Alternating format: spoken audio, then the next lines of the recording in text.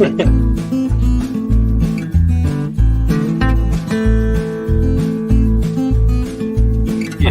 right.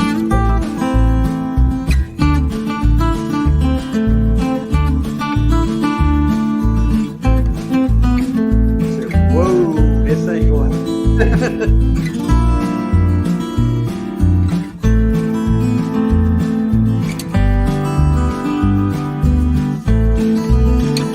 Be down the bottom.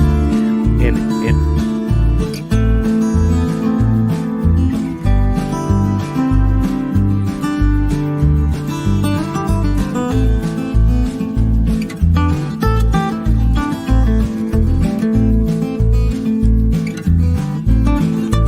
but I appreciate everybody on the chat tonight for your comments.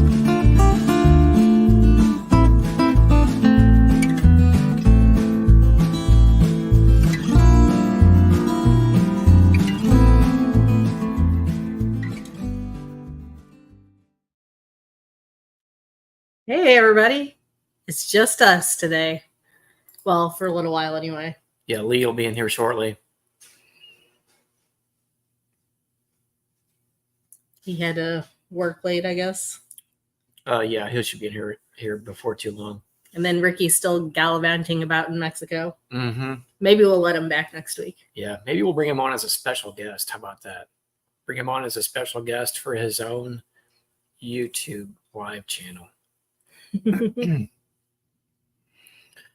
So I don't know about everybody else, but Melissa and I have been still pretty busy. We've been working on some cutouts the last couple of weeks. So now that we've gotten a little bit of free time, it seems like, well, I say free time, but that always fills up very quickly, right? So we worked on a couple last week, working on a couple this week. We have a couple more scheduled for next week. So that's kept us occupied. But I'll tell you the one thing that I thought I would mention here too, whenever we perform any of these cutouts, every single one seems like it's slightly different in the way that the bees have found an opening for one, or an area that they have found to occupy, which I think is always pretty interesting. That kind of helps us to understand and to learn what it would be like if they were in the wild of sorts. And now, obviously, if we're cutting them out, they're in a structure. So as wild as it gets in a home or a structure or something like that. But it's always pretty cool to look at the comb, to see how that they've built it, the bee space that's intact, where they put the propolis, and it's interesting. It seems like that every time that I pull comb out or I look at it, based upon how the entrance of the hive is, they always put it slightly different in different ways. But I think that really has to do with airflow. So this side happened to be on the west side of the house where it gets the evening sun, but it was kind of back behind a chimney chase, I guess you would call it, but it was right there. That's where they were getting in, right at the edge of the siding to the brick. It always seems like it's difficult for contractors to make a nice sealable, tight transition when you're talking about stone to wood or other types of materials and things like that. But anyway, I always find it really interesting, and that I feel like that kind of helps me to understand a little bit better how the bees like things. And again, I think it has a lot due to temperature regulation, airflow, and things like that. So there's always something for us to learn from the bees when we're talking about something like that. We keep them in a 3/4 inch pine box and have these removable frames, and the way that we do it to make it easy for us to manage, of course. But just really interesting how that the bees set it up inside there. And if you go to, I think Melissa posted just a couple of pictures. There wasn't that many. We'll probably upload some more, but go to the Via Honeybees Facebook page. She made a little post there with a couple of pictures. But when we thought we were going to get to it from the downstairs, a 2-story house, behind the framed wall in the chimney itself, there wasn't brick on the inside. when we thought we were going to be able to get to them from there, ended up realizing it was much easier to go from the upstairs subfloor, which happened to be carpeting. So that made it much easier to open that place up and pull them out rather than working up over our head. We were able to work kind of down in a small little pit, if you will. So that made it a little bit easier, but we got them all out. Homeowner was happy. Everyone was good. And so it just goes to show you things aren't always, don't always play out like we think that they might, but So what were the ones that we did last week? We did one in a ceiling. that's right. Where was the other one? We did one. We kind of talked about it last week, I think. We did one in a little over a century-old house. There was a wood column. We posted a couple pictures last week, so if everybody was on last week, they would have recognized that. So, again, it's just interesting to see how the bees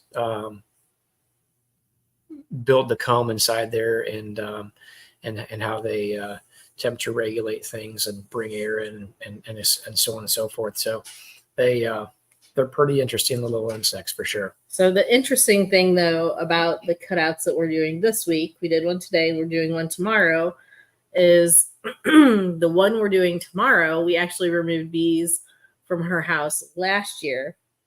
She has cedar siding. That's right. And it was built in the 80s or late 70s? 70s to 80s. That's when most of So those she were has done. a bunch of woodpecker holes all in her siding that haven't been maintained. And the bees got into her house through an old bird's nest, I guess a hole that a woodpecker had made. And we removed the bees. Tom screened it up, put insulation in there so the bees couldn't move back. And she called me a couple weeks ago, said she has bees again. They are in, well, the first bees were in her bedroom upstairs. It's a 2-story house. Mm-hmm. These bees are again in that same wall in her bedroom, one stud space over, and another woodpecker hole that wasn't managed. That's right. Now, what's kind of ironic about this, though, is the bees that we removed today, they're actually catty corner neighbors in 2 separate subdivisions. Through a patch of wood that's probably only about 50 yards. And they both have cedar siding. So tell anybody you know that has cedar siding to make sure they keep it maintained, because bees love finding little crevices in cedar siding. That's probably, we've probably removed at least 4 colonies out of homes with cedar siding because they get into bird holes or unmaintained cedar siding. That's right. Yeah. So got to keep the maintenance up on those, I guess. So I'm just curious, anybody has any questions to post about anything that they're wanting to talk about here this evening? I was talking with Lee yesterday, I guess, and was making sure that he was going to be able to join in with us here. And we were going to talk about, maybe kind of like what's going on inside some of the hives, and then maybe open the chat up here shortly. Yeah, we don't know how to post the link to open the chat, so we got to wait for Lee for that. Yeah, that's kind of his forte, I guess. We're not that talented.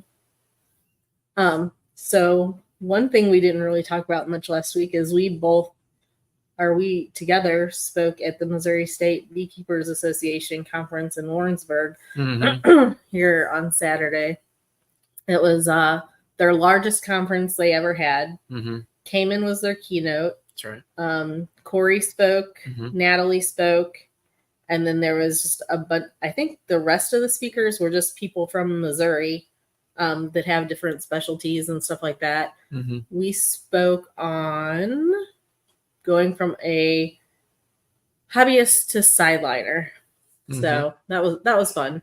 They had like 245 attendees, including speakers and vendors, I think.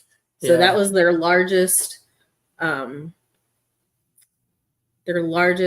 workshop conference ever, I think is what they were saying. Yeah. So now they're planning another one actually in St. Louis. So Warrensburg is 3.5 hours from us. That's correct. Very close. And so in October or November, they're planning another one here in Missouri, in the St. Louis area, actually in Arnold, which is about a half hour from us. Yeah, that's October 26th, which is a Saturday. So October 26th in Arnold, you can go to the Missouri State Beekeepers Association. If anybody is close and would like to come, I don't believe tickets have gone on sale just yet, but they will, I'm sure, before too long. So they're working on some of the speakers. And they such. have reserved their facility.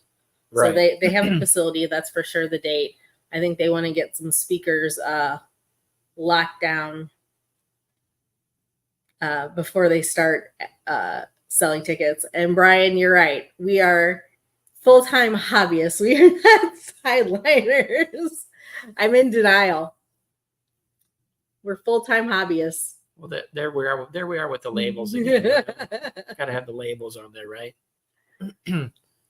But when we were at the state conference this weekend, we did get to go to dinner with Cayman and Corey and a few other people. Mm-hmm. And Tom was able to talk Corey into letting him grab a few more of his last round of queens.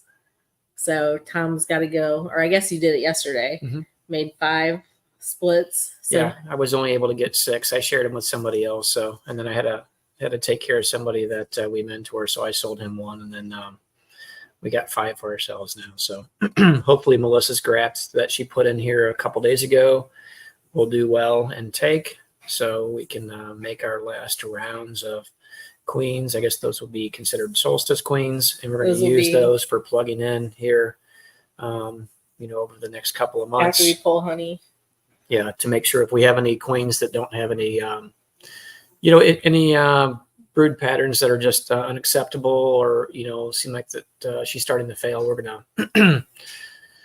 gonna take her out and put a new one in.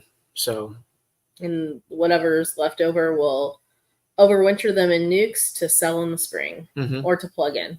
That's right. So this will be kind of the last round, I guess, we get to do here. So I'm just curious if anybody else has still building any nucleus colonies or reared any queens, and just kind of curious to know what that looks like with you guys. So, but anyway, so just curious to know too, if anybody has, I'm sure some people have already started pulling honey. Melissa and I have not yet. We've still been pretty busy, and we generally like to wait until they're about July 4th. But I'm telling you, honestly, if I had some time right now, I'd probably go ahead and start pulling, because it started getting really about the last 2 weeks for us here in St. Louis or thereabouts. St. Louis and kind of most of the state, it seems like it kind of, we went from being really wet to just drying out, and I don't know if that kind of is by and large what everybody else is seeing here around the country too, but it's like water faucet on, water faucet off. And then our temperatures kind of spiked a little bit hotter than what they normally would here in June. And we started to see, I don't know if we've technically seen 100-degree day or not. It was 100 the other day. Okay, so we did see 1, which sometimes we can go through the entire season without seeing any at all. But then there's times that we can see a handful of them. So not really ever looking forward to dealing with those. But I can tell you, see what day was that? That was Tuesday, actually, because it was hot. I was working by myself, and one of my guys is out, and so I had to do all the manual stuff myself. Maybe it was Monday, because that was the day that Isaac finished the day by himself. I don't know. Well, Monday and Tuesday were both hot, but Tuesday was particularly hot. So Morris asks, if we make splits now, will they have time? Resource to build a box of comb. So maybe, maybe not. But that goes back to being sustainable. And one of the reasons why we have the bees, like we don't solely focus on honey. We have them draw us all kinds of comb in the spring. Like we'll pull frames from them and put in empty plastic foundation just so they're drawing. So we have extra comb to do this later on in the year to make splits and whatnot. We have probably close to 30 frames of deep frames of honey downstairs that we've pulled just recently. Mm-hmm. And that's not anything that we're going to extract. We pulled those simply so we can make splits with them. Yeah. We also have some colonies. We talked about this before too. Some colonies that we didn't put honey supers on per se, but we put deeps with foundation. And I've got a bunch of them like that. And I know that they had drawn a bunch of them out. So what our goal here is that any of these splits that we don't need to use and to requeen, any of our colonies, and we're going to overwinter them, what I'll do is I will take some of those frames and I will use those to bolster some of these smaller nucleus colonies. So we'll do a little bit of moving around on those. So that would be our goal that we have in mind. But I'm certain that there's going to be some queens that we're going to replace. So I feel fairly confident that we're going to end up using probably, I don't know about all of them, but probably most of them. So, but the ones that we had made, I guess a month and a half now, we're doing really well. They were into full single, and I need to add second boxes to those, and I'm probably going to start feeding here pretty quickly then. So just to keep those bees stimulated, keep those wax glands moving, so we can try to build just a little bit more calm. It may be a little bit more of an uphill battle, but we'll see what we can do and try to get even some of the colonies that we pull honey supers off of. I'll throw a deep just foundation on there, and then probably throw some feed on them, throw a few gallons of some real light feed, maybe like a 3/4 to 1. And we know that the population's there, and we'll see what they can do for us. Maybe they can get us, if they can't get a full box, maybe they'll get a partial box, and I'd be happy with that. Then we can start next year off on the right foot, have plenty of extra comb for making our splits. My goal this next year would be to build 75 nukes to sell, and then also to replace anything that we might have for losses. So if we do a good enough job here moving forward after we pull honey and go through and check mites and treat as necessary, and get everything in check, God willing, we'll be able to overwinter with hopefully decent success, much like everybody else's goals are. So I know I see Mrs. Melanie Cruz on here. Haven't seen her in a while. Haven't talked to Dennis in a while. Need to reach out to you guys. Looking forward to going to Slidell, Louisiana in September. I know that seems like so far this year has just been cranking along, and there's been a lot going on, lot to do. So I feel like that we're going to get to September in short order. So before too long, we'll be able to see everybody. So that's going to be a fun time.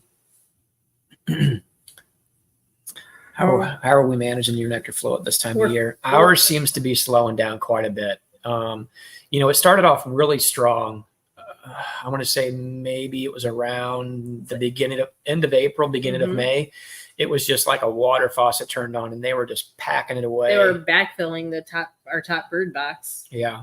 So it was really going gangbusters. And then like all the rain started. And I want to say that lasted about maybe 5 or 6 weeks. And it seemed like that the bees were bringing some in, they were storing some, but I feel like if I had a scale on there, it would have been doing this the entire time. Well, because of the rain too, it was really weird. Like I don't feel like, besides early spring, I don't feel like we ever got like a really good, strong nectar flow, because like the rain kept washing everything out, and then we'd get a flow for a couple days, and then it'd rain again, and then we'd get a flow and it'd rain again. And even right now, there's still a little bit coming in, but it's like, is it worth going out and throwing another super on all of our colonies, or just kind of let them backfill stuff for a week, and then we'll pull supers, and then it'll be dearth, so they'll just use those resources. Yeah. That's kind of a little bit in limbo right now, so to speak. Yeah, I think that since we hadn't had rain for a couple weeks, and then about a weekish or so ago, the temperatures really started getting up into the low 90s, and then I guess it was probably one day touched 100 degrees. That really tends to slow the nectar down on any plants, that were out and about at that point in time.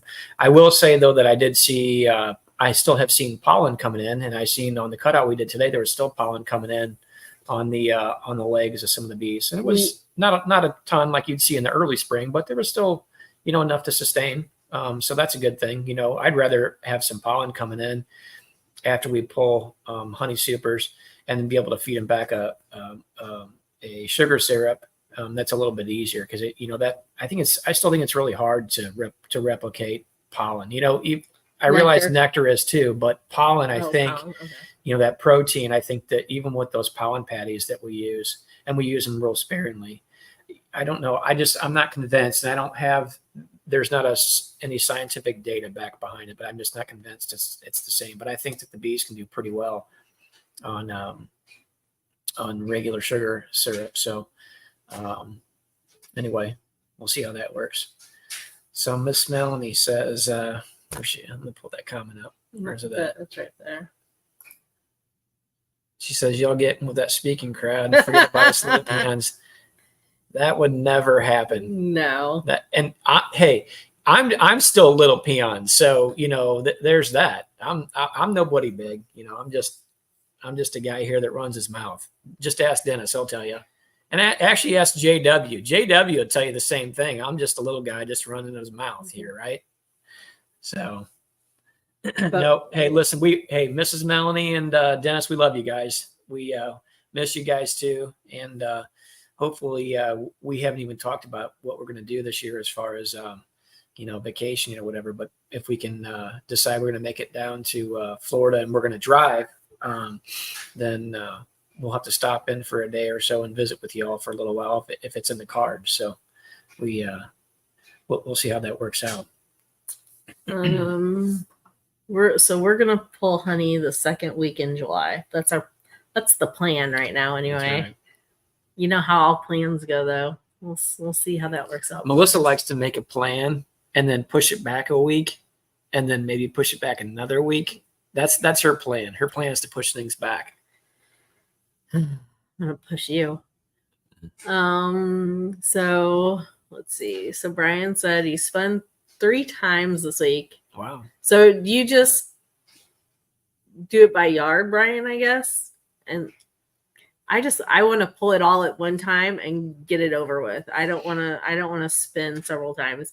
So when we pull our honey, it usually takes us a day or two to go to all the yards and get all the supers. And we just stack them in our garage because we extract in our garage.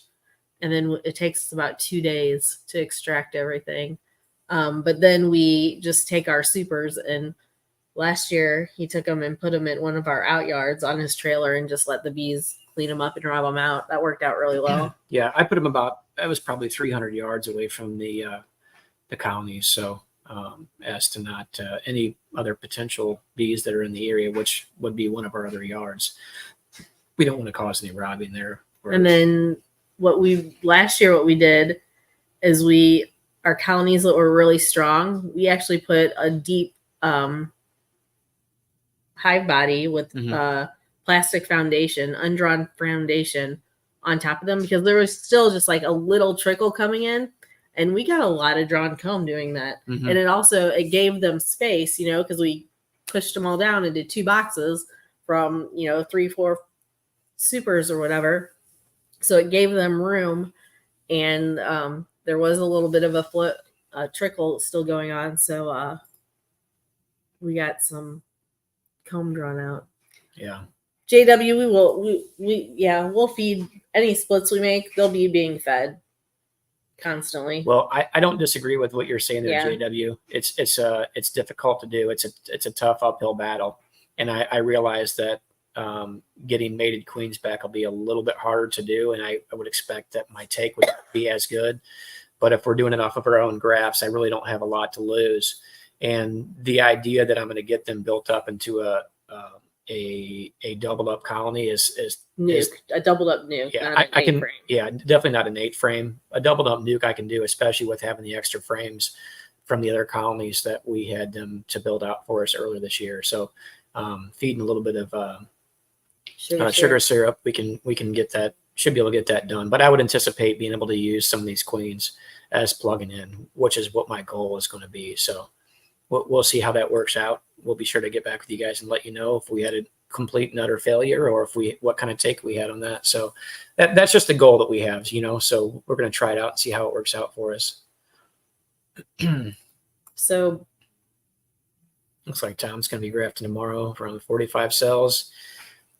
So Tom, it's just a question for you. It says you need around 30 mated queens. I'm assuming that you're going to look to replace some of those colonies, or are you? Well, he sells nukes in the spring, I think, too. Yeah, tell us what your goal here with that is.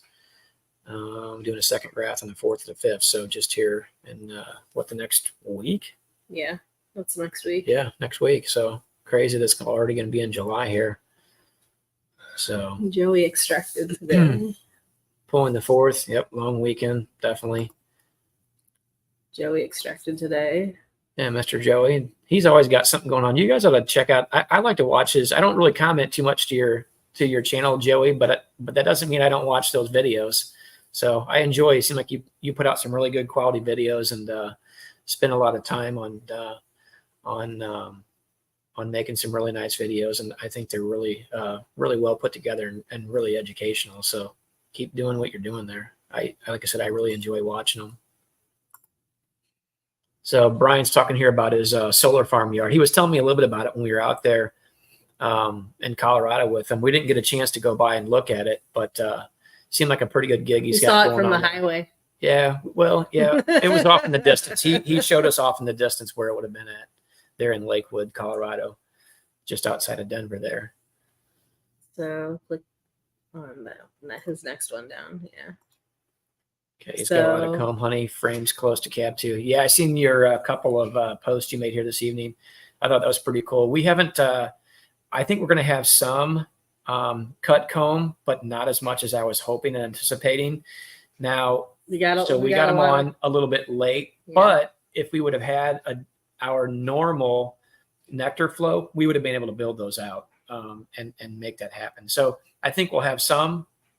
So this was our first year getting our feet wet on it, and so I'm a little disappointed I wouldn't have a lot to show as far as, or sell rather, as far as what we had. I was able to get quite a bit of cut comb from a couple of the cutouts that we did though, and they're not good enough to be like cut, sell as cut comb, but I'm going to do chunk honey with them.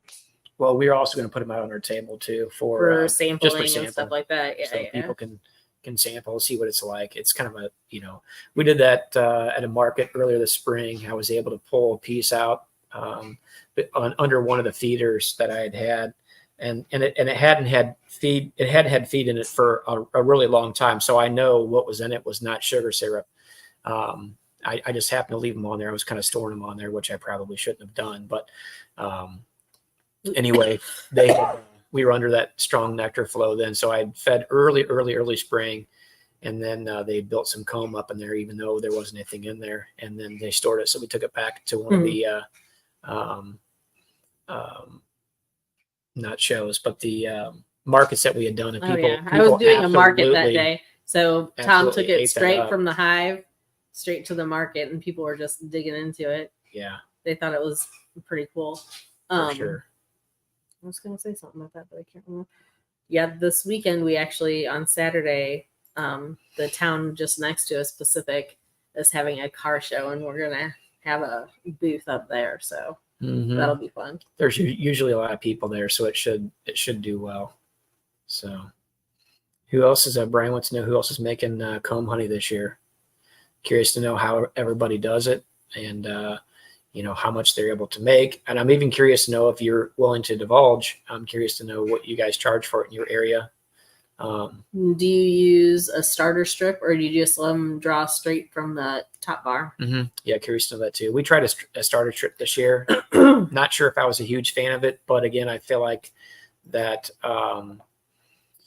again, our nectar flow was a little bit weird, as far as that goes. And I think that if we would have continued on under a normal schedule, whatever that means, right? I think that they would have done really well. Yeah, Philip, Joey's everybody's hero. He does. He's got a pretty good operation going there. So I think it's pretty cool. Oh, and it looks like we have a special guest here. You gotta go click on him. Behind the scenes. Maybe we should let him in. It's the one, the only. Mr. Lee. Mr. Lee. Right there he is, right there, folks. Ain't no Mr. now. Ain't that old.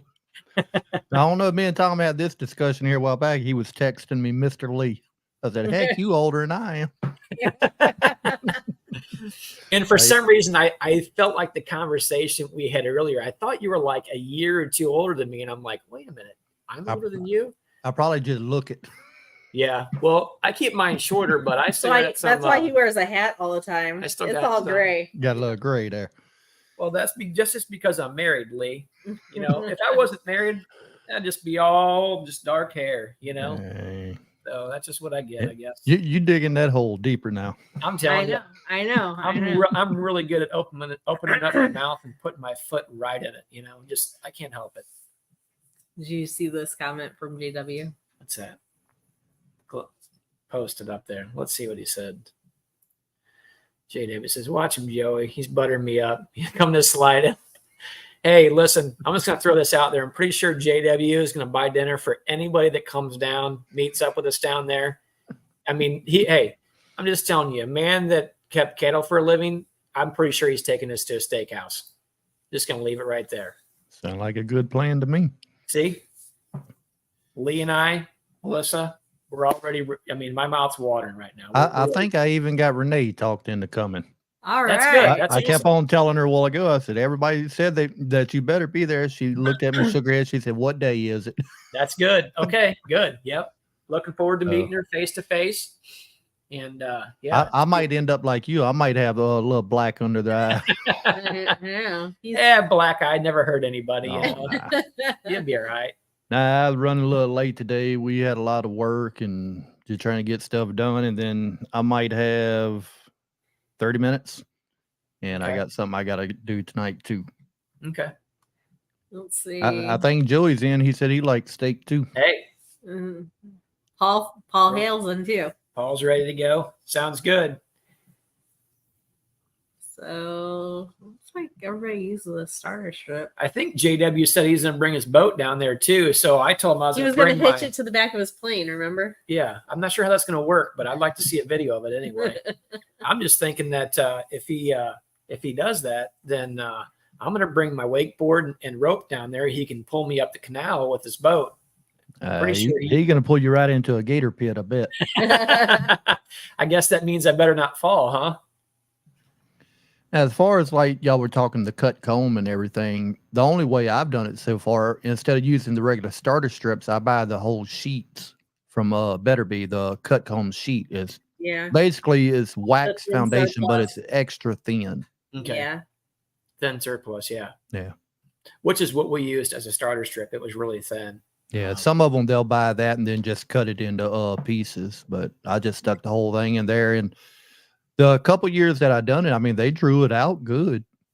I didn't have no problem with it, but that's the only box that I had been running queen excluders on too, just to make sure the queen didn't get up there and lay any eggs or anything, get them cocoons in the cells of it.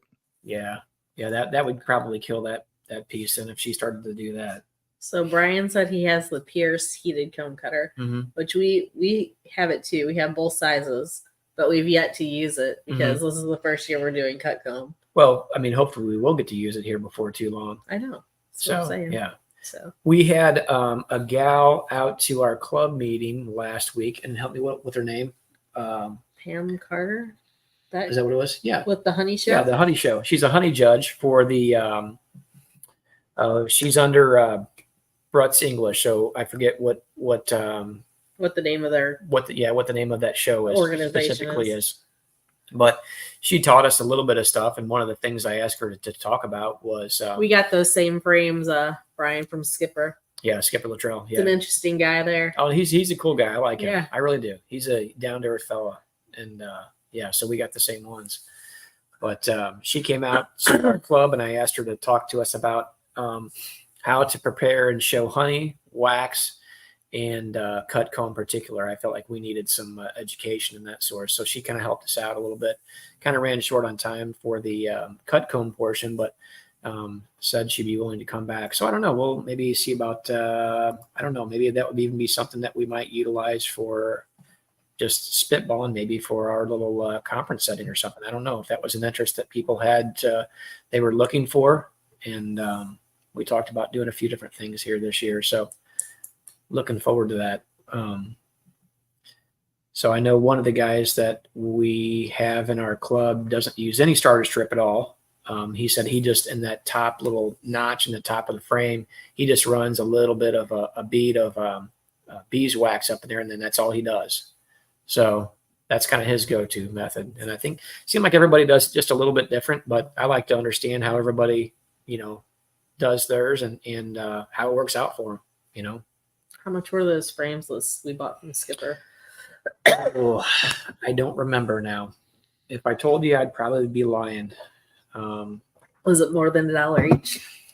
I don't remember that they were, but again, I can't say for sure. He's a nice fellow. I just paid him cash for it. I don't think I asked him for a receipt. So I ended up buying 80 frames because I was going to do 10 boxes, and I don't have all 10 boxes out there. And I know there's at least a couple of them that they haven't drawn out, but so maybe I'll get half of. If I got 5 boxes out that I could use, I'd be pretty happy. Some of them might have to go to chunk honey in like a jar. Yeah, because they drew it a little bit wavy, and I don't know if it's because when I put those starter strips in, maybe I didn't get them exactly straight enough, and they kind of wait. I don't know, or if they just did it that way because their bees is not going to do what they want to do. Yeah, I like the idea of blaming her. I'm sure So they do. we're going to blame this gal right here. She's at fault for it. So,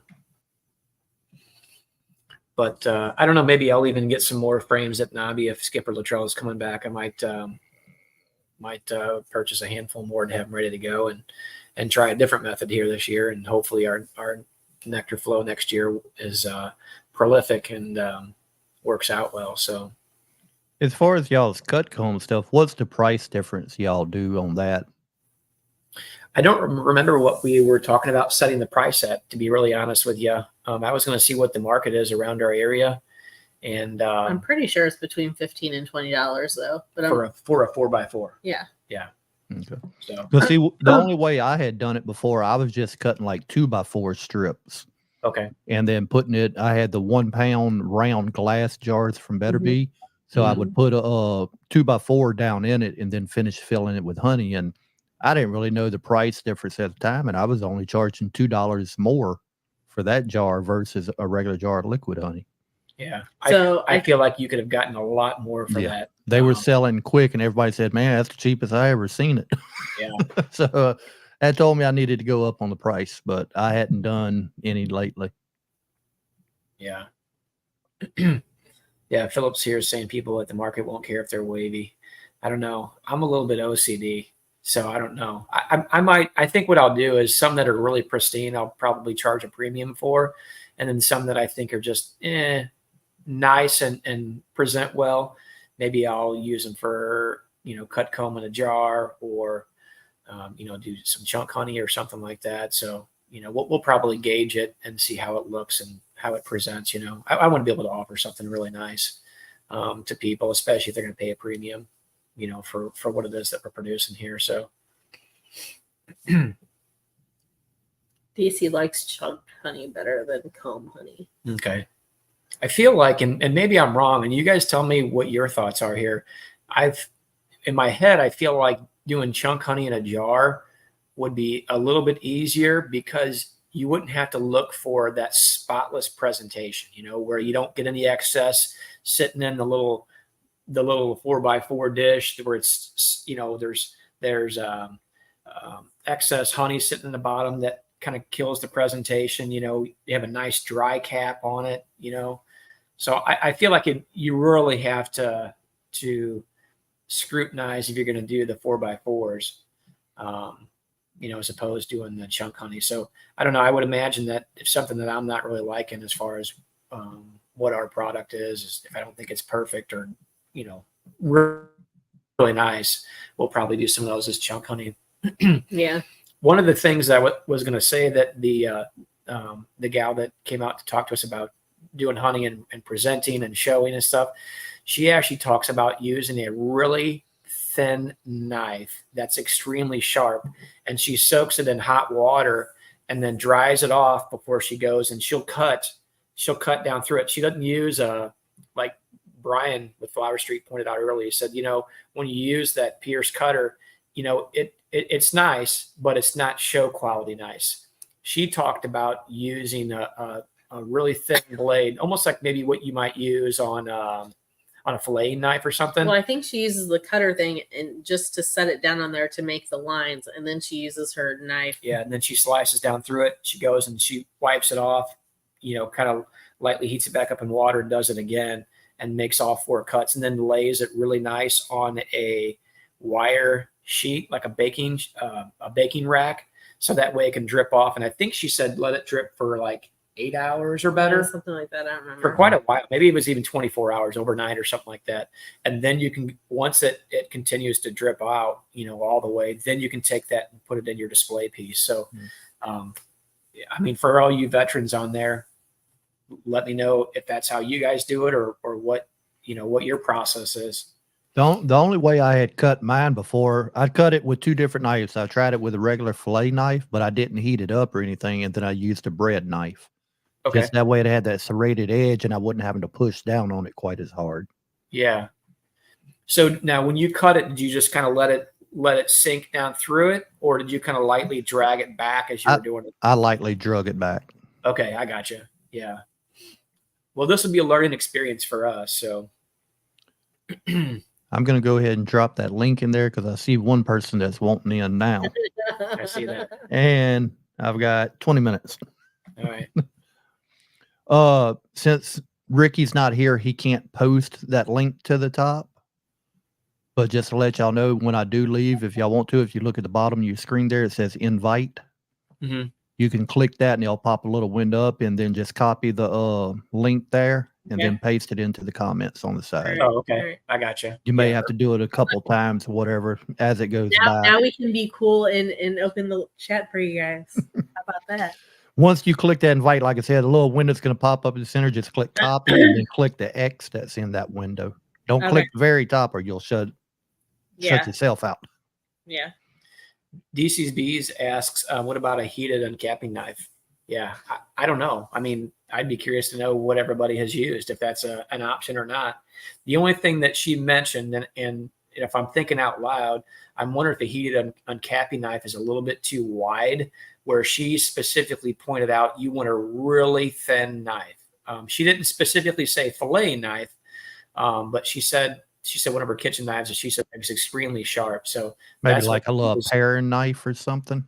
Yeah, but I think a little bit longer. She might have mentioned exactly what kind of knife she was using, but I can't remember now. I have to go back and look at our video that we had made that evening to see if that was what we were talking about there. So,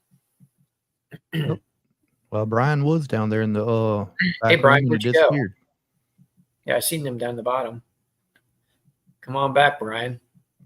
Teach us your ways. But like mine, I mean, I wouldn't do a no show quality. I wouldn't even try, and I've just cut some stuff and put it into a jar, and I mean, it come out looking decent. I'll tell you what, this JW, I'm not sure about this fella here. I mean, look at this. Look at this thing. He uses an axe. You know what? You need to start posting more videos of that because I got to see that. Yeah. See if we got Brian this time. Well, there's Brian. Oh, he's in his honey shed. Yeah, he's in his honey house. Yeah, I want to give you the quick tour. I've been working on it. I put my lights up. Oh, that's nice.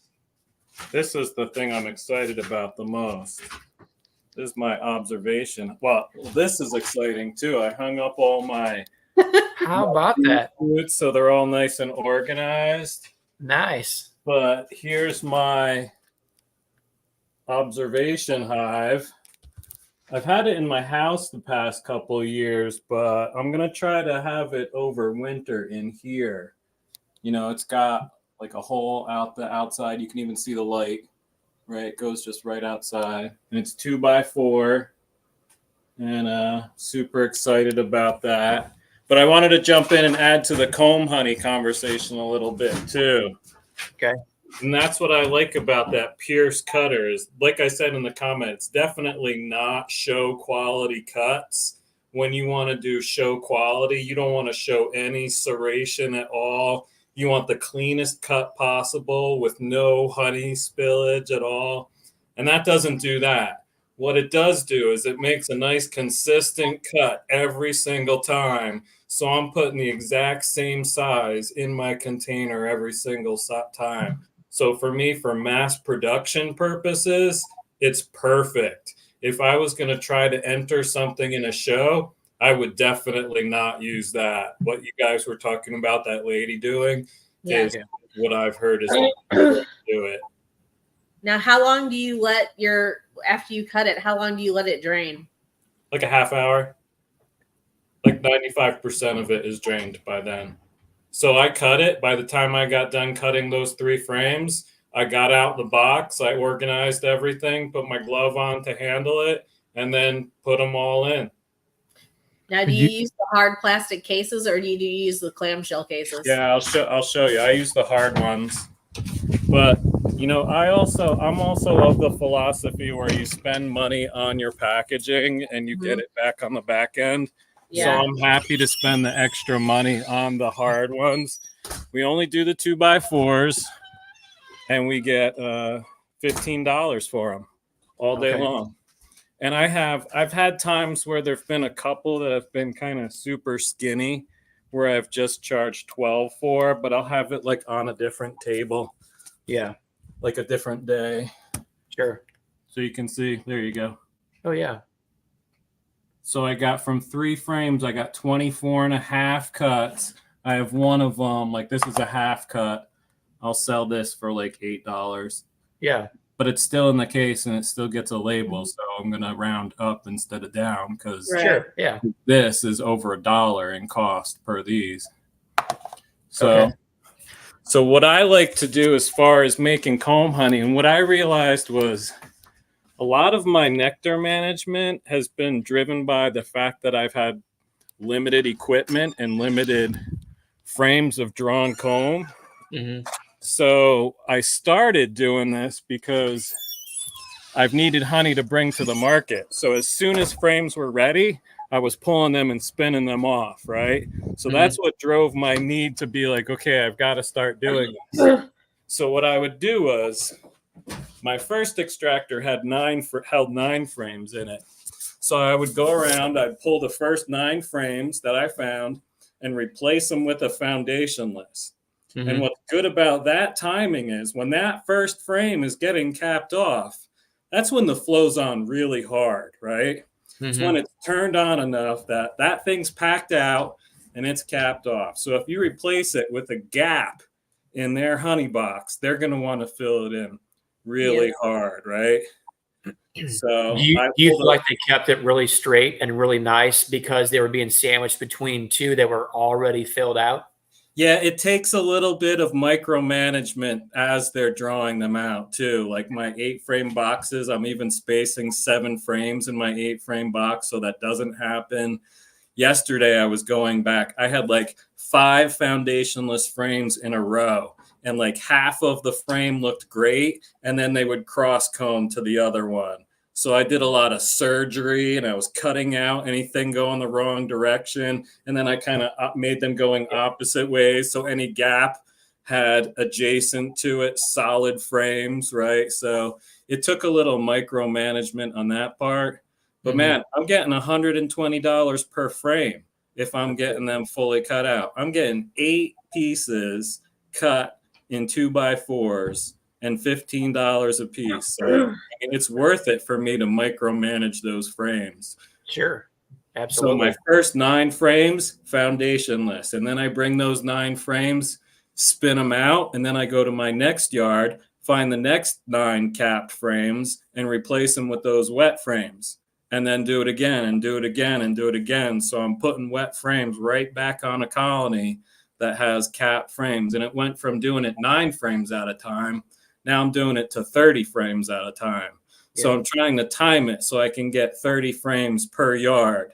And if it's a small yard, I'll cluster it together with another small yard. So Monday and Tuesday, I went out to the solar farm. I got 30 frames on Monday.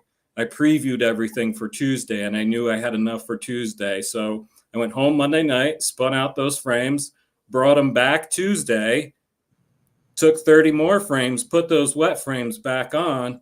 And then yesterday I went to a yard in Lakewood, like 10 minutes from my house that had 6 colonies and pulled 30 frames, spun those out. And now I've got a whole bunch of wet frames sitting in my extractor ready to do it again. Yeah. But Now, for me, it's all driven by like my need, my need because I only had so many honey supers. I only had so much drawn out comb. And I needed to get that honey to the table by a certain time. So I wonder how my management will change as I'm kind of topping out and I don't have that pressure quite as great anymore. All Well, your you're comb you're- honey, you're doing that in shallows or mediums? Mediums. Mediums. So here, I'll show you, Lee. I'll show you what I'm wasting. So this is going just right in my encapping tank to drain out. So you can see it's wasting, but I could probably put that back on a colony and they might do something with this if it's the right colony. Or I could just scrape this off and get all the honey and the beeswax too, because that's a harvest for me as well. Because see, the only thing I used was the shallow frames. Yeah. And I would take my knife, I'd run it all the way across the top bar and then all the way across the bottom, and then just let it drop out on the a stainless steel tray that I have, move the frame out of the way, and then I would start cutting all my pieces. Can you get a 2x4 cut out of that vertically? Will it fit? To be honest, I don't remember what size That's why we it bought was. shallow frames. Yeah, I can't tell you that I've done it, but yes, that's the reason that we went with shallows, because, and actually furthermore, the reason that we went with Skipper Luttrell, because he has that real narrow top bar. So that gives you a little bit of wiggle room up and down in case, there's those few cells at the top or the bottom that aren't real pretty. Right. You can move that around a little bit. And that's the reason I went with his and went ahead and bought 80 of them. And because I already had frames, and I'm like, you know what? I like that idea, what you're telling me. And I'm like, I'm going to buy them and I'm going to try them. So wasn't and you it bought shallows. Told you about that? Yeah. Chris Summers with Hive Honey in Excelsior, Missouri. He was the one that told me about it. And I'm like, great idea. So again, that was the idea I was working off of it, just in case. You bought shallows from him? Correct. Okay. Because that's what I wanted. So I wanted my cut comb just to be shallow boxes. So when I go into our storage facility and I'm like, okay, there's my shallows. I know those are my cut combs. All my mediums are all my liquid honey, and then all my deeps are my brood boxes. So that's how I wanted to keep it separate within my own operation. But I mean, I could absolutely do just what you had done there, where I use a medium and just have a little bit of a wiggle room in there too. But I don't know. I liked the idea of using the shallow. I like the idea of using a shallow too, because it's identifiable. This is my cut comb box. Mm-hmm. Yeah. Yeah. That was kind of how we were breaking it down. It sounds like, Brian, based upon what you're doing there with only having so many supers and drawn comb, you're really maximizing your equipment, and cycling it out, especially if you're still under a nectar flow. You're like, okay, these are capped. I can checkerboard some out, checkerboard some new wet ones in. Okay, girls, go back to it, and start, banging along. So, yeah. And then throughout the nectar flow, as it starts to slow down, they'll start to get consolidated. So, colonies that have 3 boxes will get reduced down to 2. So they won't get wet frames put back on them. They'll just get their capped frames pulled off and then reduced down to finish off what they have, right? Yeah. And then it'll get reduced down to 1 box at one point. That's a good idea. So on the last bit of woodenware that I purchased, I didn't purchase any additional supers. I just bought my bottom board, 2 deeps, inner cover, and telescoping, and I didn't purchase any medium supers. I was going to, but then I thought about it. Maybe what I could do is kind of what you're doing there, where I don't need to buy any more woodenware or equipment, but just do a couple of different extractions where I can cycle it back on if I'm still under a nectar flow at that point. That way I can kind of do the same thing, maximize the equipment that I already have without having to buy additional. So maybe I'll kind of run that course and see if that'll work out for me or not. I would say it's a trade-off of time, though, because you're definitely spending more time into it. Like, I'd like to have 50 more supers and just be able to have 3 boxes on every colony without being able to think about it. But I'm still not quite there yet. And I could probably relax a little bit more. Like, I could have just done 1 or 2 runs this week instead of doing 3. But, I don't feel like we have enough time to extract honey more than once a year. Yeah. I was about to say it is chickens with our heads cut off all spring. I feel like it is more work doing multiple extractions, but like you said, doing multiple extractions, you actually have to have less equipment because you can extract and then put it right back on. Yeah. And that's one thing I've normally done. I'll pull some in spring. If we had a good spring flow, I'll pull it. And then when the tallow hits, I'll pull that again, like 4th of July weekend, somewhere around that time. And then depending fall, sometimes we get a fall flow, sometimes we don't. Yeah, and for me, someone who's a full-time person, I've got a little bit more time to manage my honey flow. Whereas if I didn't, it would be worth the money to buy 50 more supers and then put them on my colonies and then just pull all my honey at once, or maybe 2 different extraction periods. But for me, that's really worked well to maximize kind of my nectar flow. It's really helped me too to kind of be in tune with my nectar flow, because I could kind of just be like, this is a break time in my season. I can take 3 weeks off and just focus on products in the market. But going back to my colonies consistently does help me see like what's going on in my different yards. Are they still going on strong? And even variations between my colonies too. Like those banging out colonies, those are the ones that are getting the most comb honey frames. I've got one colony that has 6 in one box, just back to back to back, and they're just killing it. So yeah, it's more work, but for me, it's worth it. Well, so you have a little bit of the same problem that Melissa and I have, not just it would be equipment, but storage. Yeah.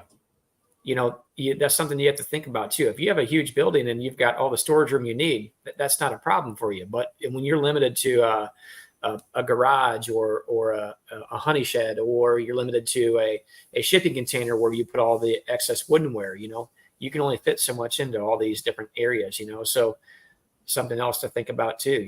Maybe your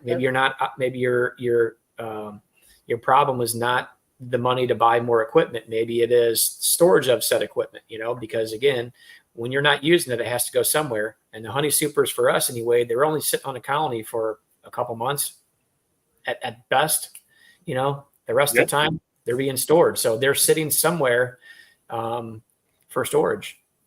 Well, feeders and supers are probably the things that you're constantly having to store. Yeah, we are constantly storing our feeders because we use the top feeders, which are mainly the Man Lake 2 gallons, because we use 8 frame. I think on a 10 frame that might be closer to 3, but not quite, maybe. I can't remember. And then the Saracel ones. And then we have Saracel. I like the Saracel ones better. Yeah, they're just pricey. Yeah. But and then the flippers. I've tried the Hive frame feeders, and I mean, they get in there and they do eat some, but I find I had a lot of drowning too. Even if I tried to put some pine straw or something in it, I would still have a lot of drowning. So I've done away with all those feeders. The only thing I use now is buckets. Oh, okay. And it's got the screen in it on the lid. Yeah. And most of my hives now are migratory covers. So I got the hole drilled in the top with a plug in it. I just pop my plug out and throw a bucket on. Yeah, I got you. We've thought about that before too, and I don't know why. I'm sure. It does cost me more money to do the top feeder. I don't know. I guess in my head, buckets, I feel like we get knocked off or blown off, or I was feeling like they might leak. You ever had a problem with that, Lee, or has that never been an issue? I haven't had one yet, but it depends on how big of a temperature swing you're going to have too, from hot to cold overnight. Okay, and that can cause a vacuum, and then it'll kind of leak out. Now, one thing I do when I put my feeders on, though, when you first turn it upside down, you're going to have quite a bit of drip. So usually what I do whenever I hold the bucket upright and I put my hands on top of the lid and I push it down kind of concave as hard as I can. So when I flip it over and let go, it pulls the vacuum quicker. I see. Good and then call. I'll set that on the hive. Yeah. But even if you're not doing that, as long as you turn it upside down next to the hive or something and wait a couple of seconds for it to get a vacuum, you won't have all that extra leakage in there. Yeah. That's something that Bob Benny talks about too when they put the buckets back on. He says when he flips them, he makes certain that anything that might drip goes right down in the hole, especially during robbing season is kind of how he talked about it.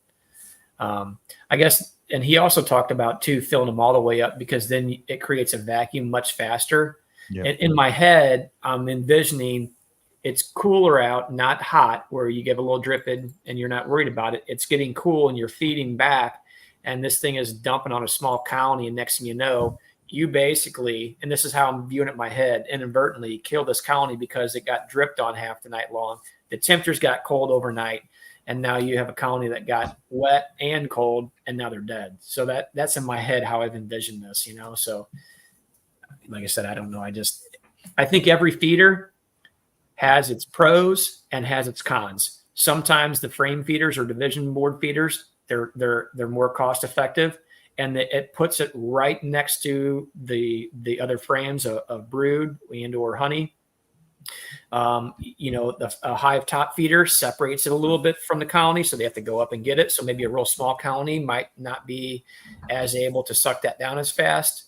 And you don't have to but they're get expensive. but you don't have to get into the colony to fill them. You don't have to get into the colony to fill them. They're not going to drip on them. That's the nice thing. The problem I see with those is sometimes hive beetles can hide up in them. You know, that's a downfall. The buckets, I view them as, in my head anyway, I used them once early on and I didn't have a problem, but I view it as if they get light, they could blow off in a windstorm or something would knock them off. And then I also have to have a migratory cover, or if I don't use that method, now I have to have a second box to put over it than to put my telescoping cover on. But the positive would be buckets are pretty inexpensive. They're not, you know, they're much cheaper than a hive top feeder. So, you know, again, I guess they all have their pros and cons when it comes to that, you know, so depends on what your game is. So DC said Nathan's using containers to expand his storage. That's what we keep all of our stuff in, is shipping containers. Yeah. Our garage and shipping containers. Yeah. One of these days I'm going to build a barn and maybe even put a honey room in it. Soon as I get JW kind of money. Guys, I gotta go. I got another meeting at 7. I delayed as long as possible. Great talking to you. Great seeing you all. I'll talk to you guys soon. Take it easy. I can't find them, but I had some bricks that I got from Home Depot. They're just little kind of not quite round, but just some little odd shaped bricks. And that's what I would set on top of my buckets to hold the bucket on. Okay. Gotcha. And I'm guessing you probably have never had an issue with them blowing off. Say that again. You've never had an issue with them blowing off? No, not yet. Not at all. Even after I take the bucket off, when I put that plug back in, I'll put that brick on top of the plug. Now, I have forgot to put the brick on the plug before and something got on top of the hive, whether it was a bird pecking at it and pulled the little plug out, or another animal or something got up there. But as long as I put that brick on there, I don't have no problem, because I figure it's about 3 inches thick and probably about 5-6 inches around. So, I mean, it's enough weight. It holds it down even in a strong wind. That's probably at least a few pounds, I'm guessing. Yeah. If I could remember when I bought them, I'm trying to look on my Home Depot thing right now, but it don't show pictures unless I click on every order. And gotcha. It's quite a few orders. Yeah.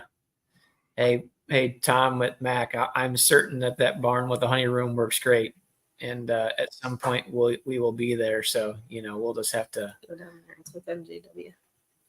just do a little bit at a time, basically. So, well, look at this fella.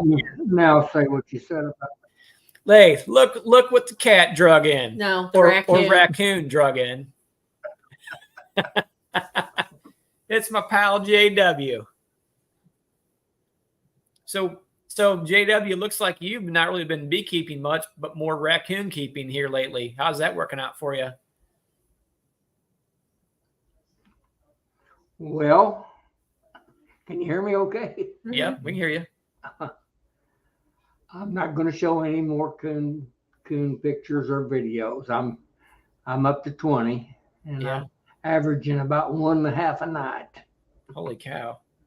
And I'm catching them, believe it or not, in 2 traps in the very same place, in a 3-sided shelter shed, where I've got some cats that I've been feeding cat feed to, and them suckers are crazy.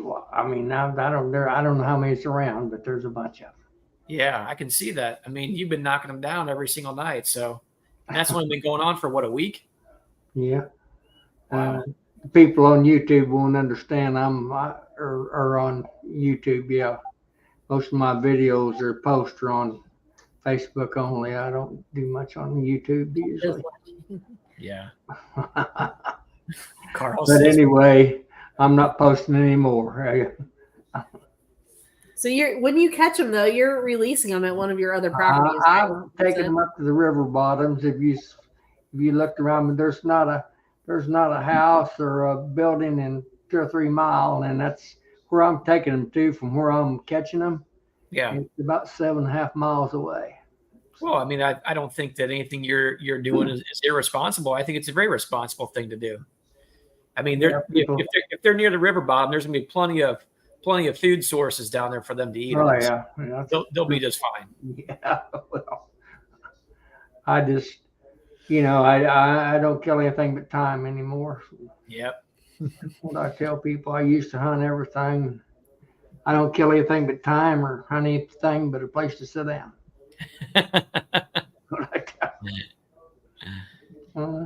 Hey, I like that USMC horizontal hive right behind you.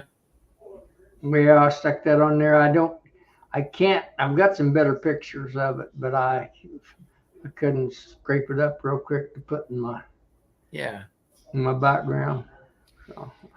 I gotta run, but I hope y'all all have a good night. Oh. If y'all need You're not gonna anything leave later, me give with me a these holler. two, are you? Say that again, Mr. JW. Said you're not going to leave me with these two, are you? Oh yeah. Oh my goodness. I think you can handle them. Have a good one. Y'all too. Have a good night. See you, Lee. Hey, JW, should we do a Sonny and Cher song and dance for you? Yeah, we could do that. So how have your colonies been here lately?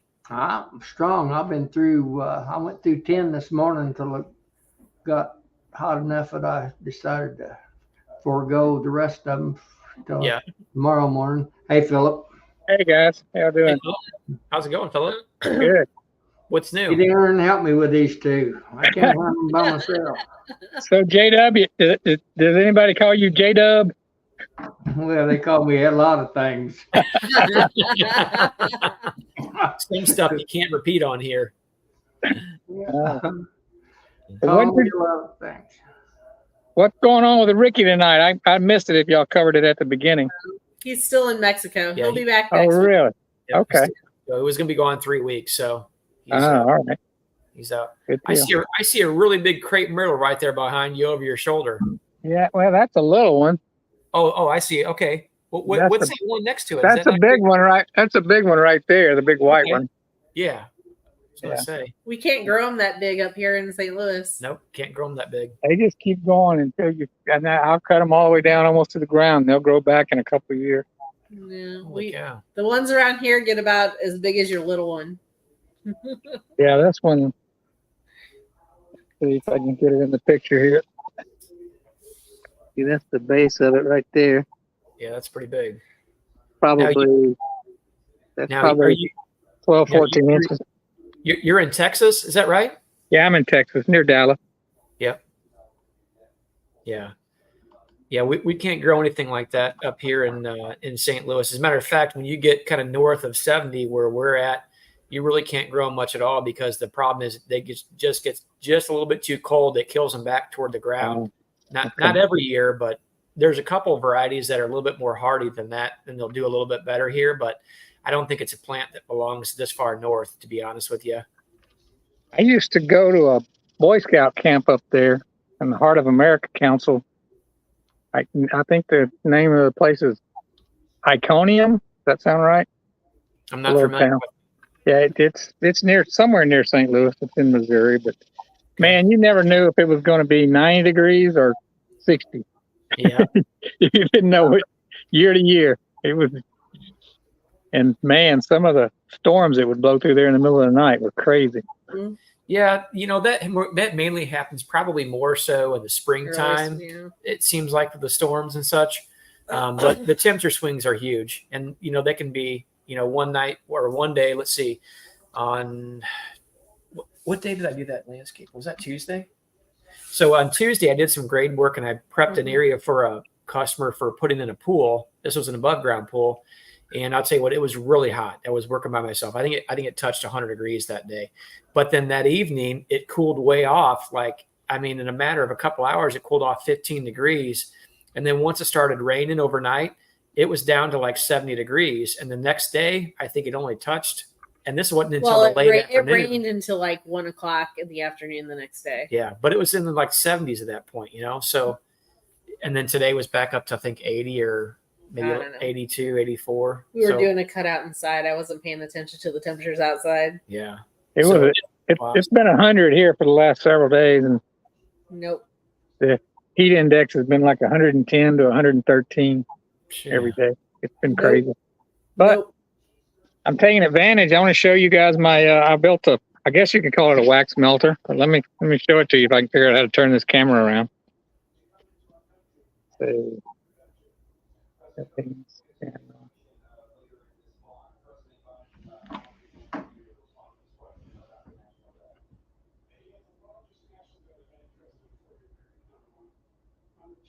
all right.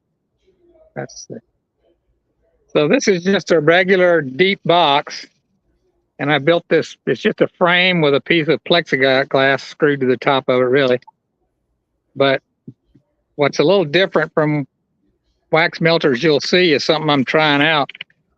So I built this kind of let's call it a funnel. Oh yeah. Mm-hmm. Let me. This is paper towel, but let me. I have to put the camera down to pull it out of here. I got these little duct tape tabs to be able to pull it out. Okay. Let me put the camera down and pull it out and show it to you. Okay.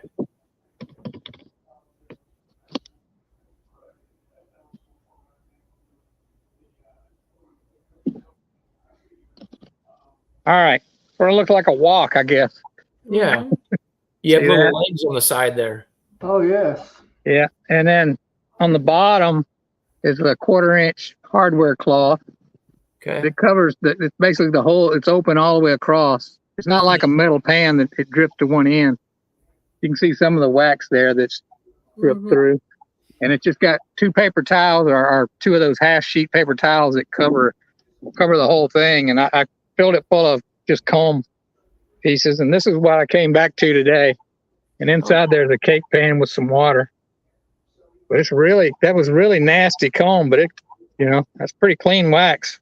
Heck yeah. Mm-hmm. So it's working pretty good. Do you think if you line the edges of where you put the wax with like aluminum foil, so it's metal in there, that it would heat up hotter and melt that a little bit faster? I don't know. That's a great point. And I actually thought about that. If this wasn't working the way I have it, I was going to take, let's see where my pan is. I was going to take one of those throwaway metal pans, Melissa, and just punch holes in the bottom of it and set it down on top of that. And I may still try that to see if it goes a little faster, because this probably needs another day to melt all the way down. I would try just lining the inside of that with aluminum foil first and see if that, just lining the slope part. Wallpaper almost. Mm-hmm. Yeah. That's I what I figured. I didn't make it. I seen a similar one that a guy made, and he took, if I recall, put black plastic, on the sides, cut it and placed it in there, and he said that worked real well. Yeah, I thought about putting some of that double bubble around the outside or foil around the outside or painting it black, but I decided just give it a test run. This is just an old deep box with a piece of plywood screwed to the bottom of it. Mm-hmm. Well, that's a good idea, only because if you just want to repurpose some existing equipment that you already have, that don't cost you anything. I mean, that's a cheap pan, and you made those sides there for probably out of some scrap lumber. Yeah, this pan wasn't really cheap, but it's pretty heavy duty. I bought it from Home Depot. It was like $15, but when I got it, I was like, man, that's probably too nice to be melting wax in. But I would use those throwaway aluminum pans for that. But you can look at it this way. I'll never have to replace this one though. Yeah. I mean, you can get $10 plus dollars a pound out of wax. So if it's old brood comb that you weren't going to use for anything anyway, either reuse it on your frames or, making candles or such, or sell it. Yeah, this is a little bit dark, but it's still I would buy a candle that color. Oh, for sure. Oh, that looks good. And that's one time through. Yeah. That's the melt great that thing down about it. and filter it through a fine filter. It's gonna get cleaner, Yep. That's what I do. I actually stole that idea from Brian.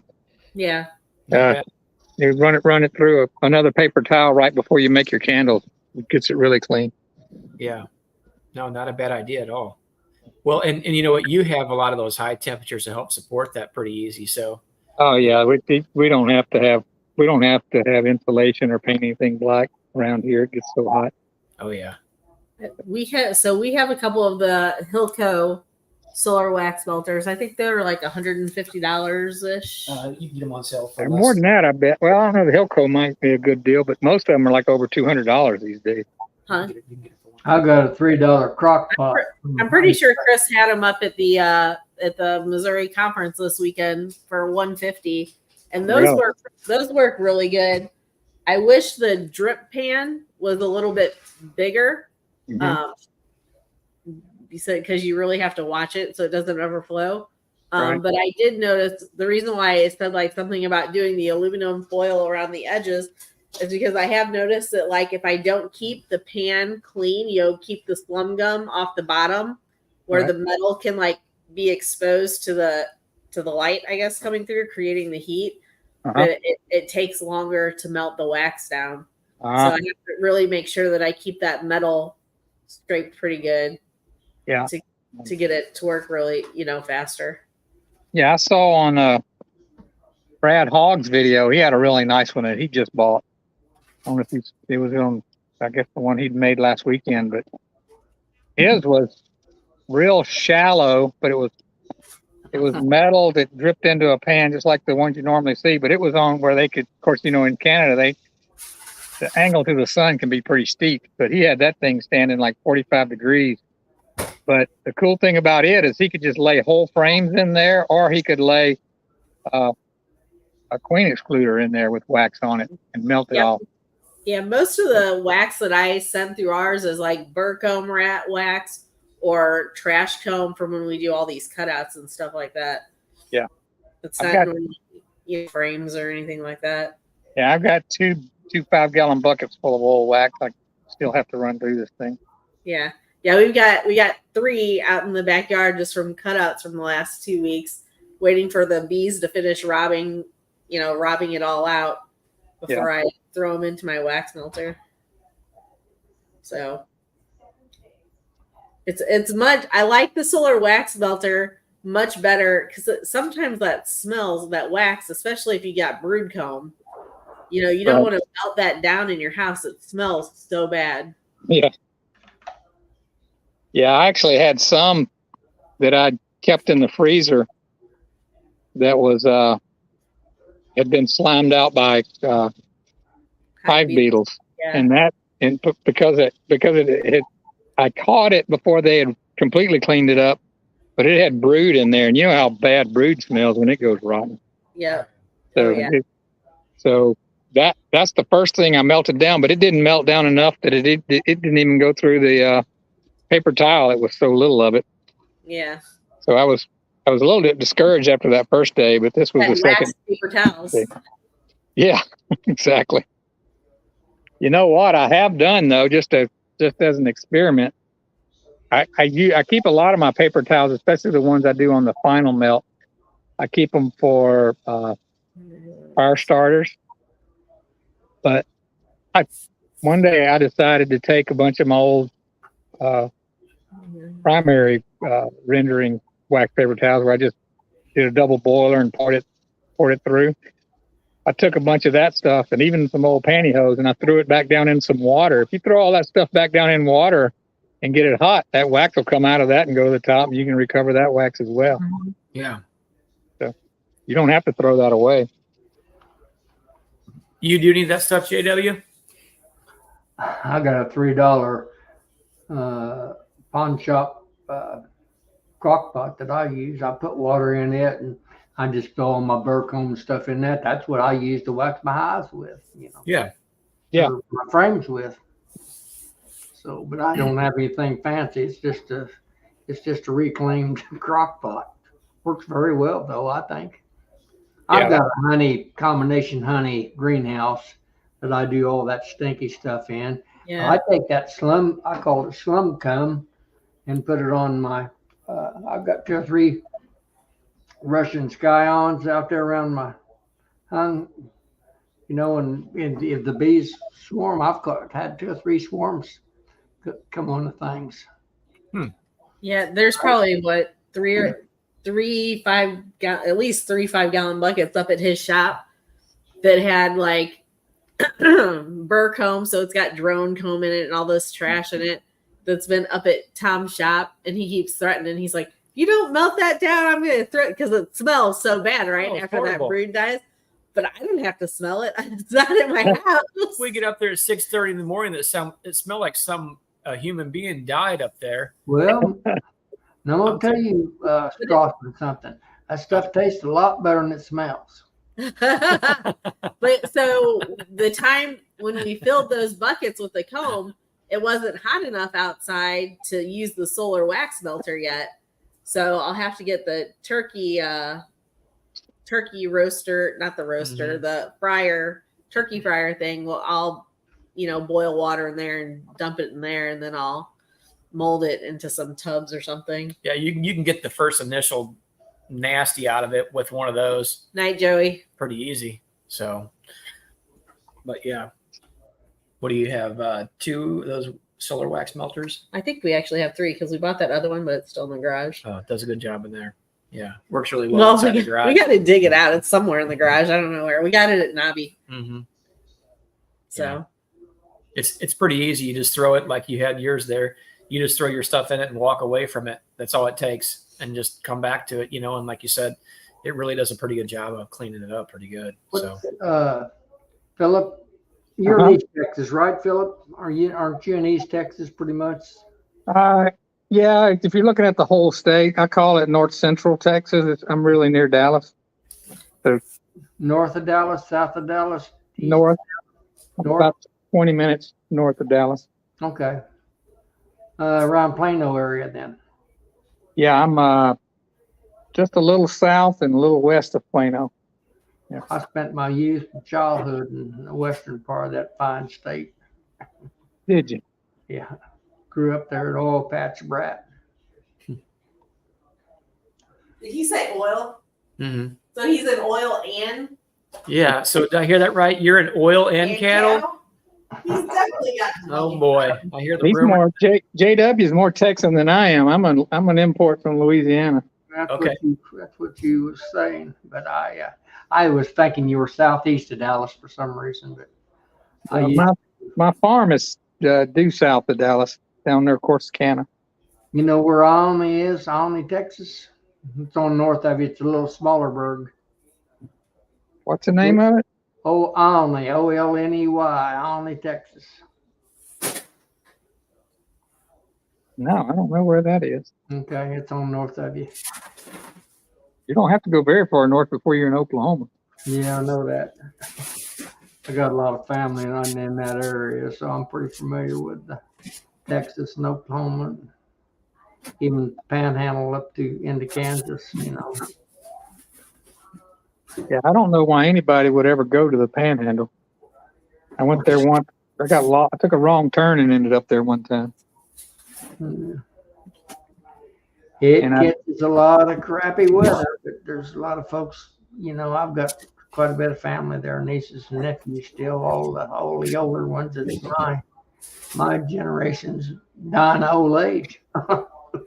When I drove through the Panhandle, we were actually driving out to New Mexico and was following I-20, and I think it's 387 or something like that. But we stayed on 387 too long, and we went north up to Dumas, which I renamed it Dumbass because we missed our turn. And so we're driving through there, and I'm looking around, and there's not a tree, to be seen. in any direction. And I said, I think the reason this is the Texas Panhandle is because somebody lost a bet to Oklahoma and had to take this. It's pretty rough country, that, North Amarillo up and through there. Yeah, you drive for a while, and then you see something off in the distance, and then you smell it, and it smells awful. And when you finally get there, there's cows standing out there in their own excrement on top of hills of manure, and it's those feed plants that are out there. Yeah. Those feed lots. And that, man, those things they'll make you want to not eat a steak. I'm glad I didn't drive through too many of them because I love steak. So, Philip, since you were a transplant from Louisiana, are you going to go to the Slidell conference over there? I'm trying to decide. It's still pretty far from me. Not as far as the expo, but it's still about an 8 or 9 hour drive for me to go there. That far, huh? Yeah, but it's reasonably priced. It is actually, and I'll tell you, it's kind of like I don't want to label it and say it's a mini bee expo, but there's a lot of good talent there, and there's a lot that was going on. Honestly, it was just a more of a intimate setting where anybody that was speaking that you really wanted to have a little bit of one-on-one time with, it was more than possible to get that done, just because there wasn't 1,000, 1,500, 3,000 people there. Yeah, I got a feeling it's going to be pretty big this year. The word's kind of gotten out, and that lineup of speakers they have is really good. Yeah, definitely. Yeah, we really had a good time last year, honestly. So they even got Mike Palmer, so that's a big deal. Yeah, for sure. Cayman's been trying to get him for years, and he hadn't gotten him yet. Huh. So.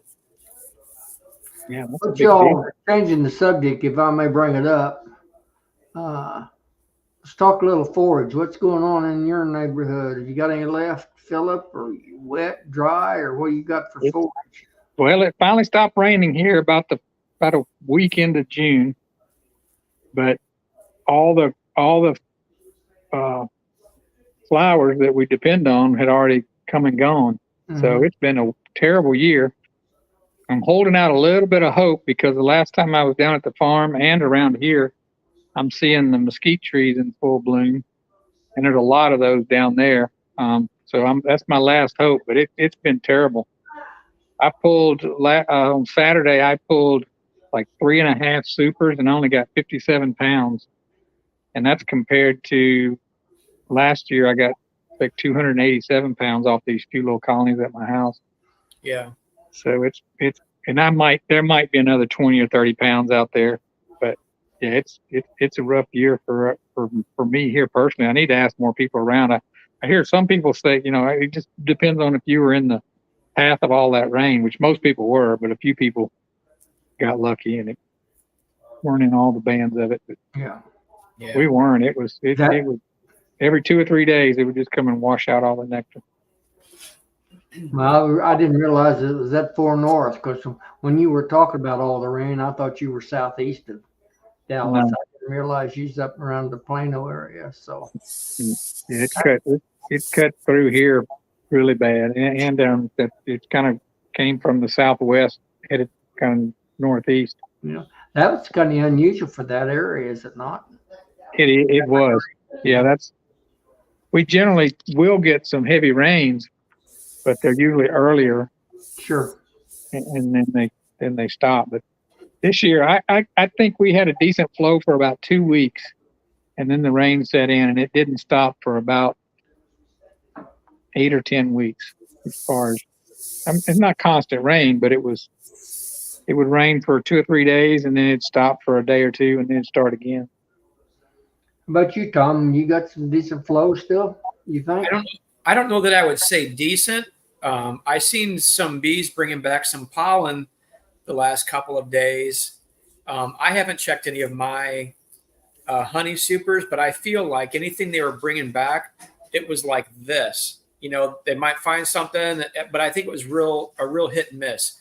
When the hot heat hit, I think it really pushed back on the white Dutch clover, but I still seen some white honey clover and the yellow honey clover. I still seen some of that blooming. You're talking about the sweet clover. Is that what you mean? The honey clover? Yeah. Yeah. I don't know that I have enough around me, and I don't really know if it'll produce nectar when it gets that hot. It's not a big nectar producer. It's a pretty good pollen producer, but I don't find it to be a big nectar producer anyway, Tom, in my area. Anyway, the Dutch is your best from the clovers. Yeah. And I don't know if you've seen any of my posts on Facebook, but they're working the thunder out of it. There's some heads starting to dry up, but my bees are working the thunder. And, I'm 80 years old and I've been around bees off and on for a bigger part of those 80 years. And I had some bees. I got some hives yesterday and today. And some of my bees were packing in a white pollen. It was almost snow white in the comb. Was that plantain? Yeah, that's that plantain. Okay. Yeah, you see that. I took some photos, or I took a photo of that little old bee on that stuff, or tried to get a video of it, but he was moving around on so much of it, but that's where that's coming from. Interesting. And I'd never seen it before, ever. But that plantain just comes up volunteer. It's just considered a weed, Yeah. Yeah, it'll grow in the nastiest, rockiest soil, too. It'll grow on the edge of a driveway. Yeah. I understand that plantain actually has edible leaves on it, and they're actually supposed to be good for you. Well, there's different species or subspecies, or however you want to say it, of plantain. There's different, plantain pox. I kind of did some investigation. This particular plantain that's got the white, that's what got the white pollen on. It's called black seed plantain. If my research was correct. Mm-hmm. But we've got a lot of milkweed. Which milkweed, I don't know for honeybees, but we're still. I think we got my hives. I'm going through my my building type hives, for all my splits and some packages that I got earlier and was checking them out. Everything's full of nectar, and they're making honey, and they're still bringing in nectar, but the gummies, So I actually put out some. I think I mentioned this previously, but I put out, so I call them robin stations. I've got some old feed tubs that I put on posts sideways and put some pollen in it, and if the dirt dries up, they'll work that pollen, and they're not touching it. That's good. I also put out about 1 to 1.5 sugar water and a bird feeder. It had cones and rocks and stuff in it, and man, they swarmed it. So I don't know what to think. Now, JW, where you had released those raccoons, was that a bean field that was there? Yeah, there's bean fields all around. Yes. Now, help me understand where you're at. Are you too far north to see cotton? Yeah, there's no cotton in that. Okay, so you got to go a little bit further south then. Yeah, it's all corn, soybeans, wheat, a little canola, but very little. Yeah, and a little milo, but very little.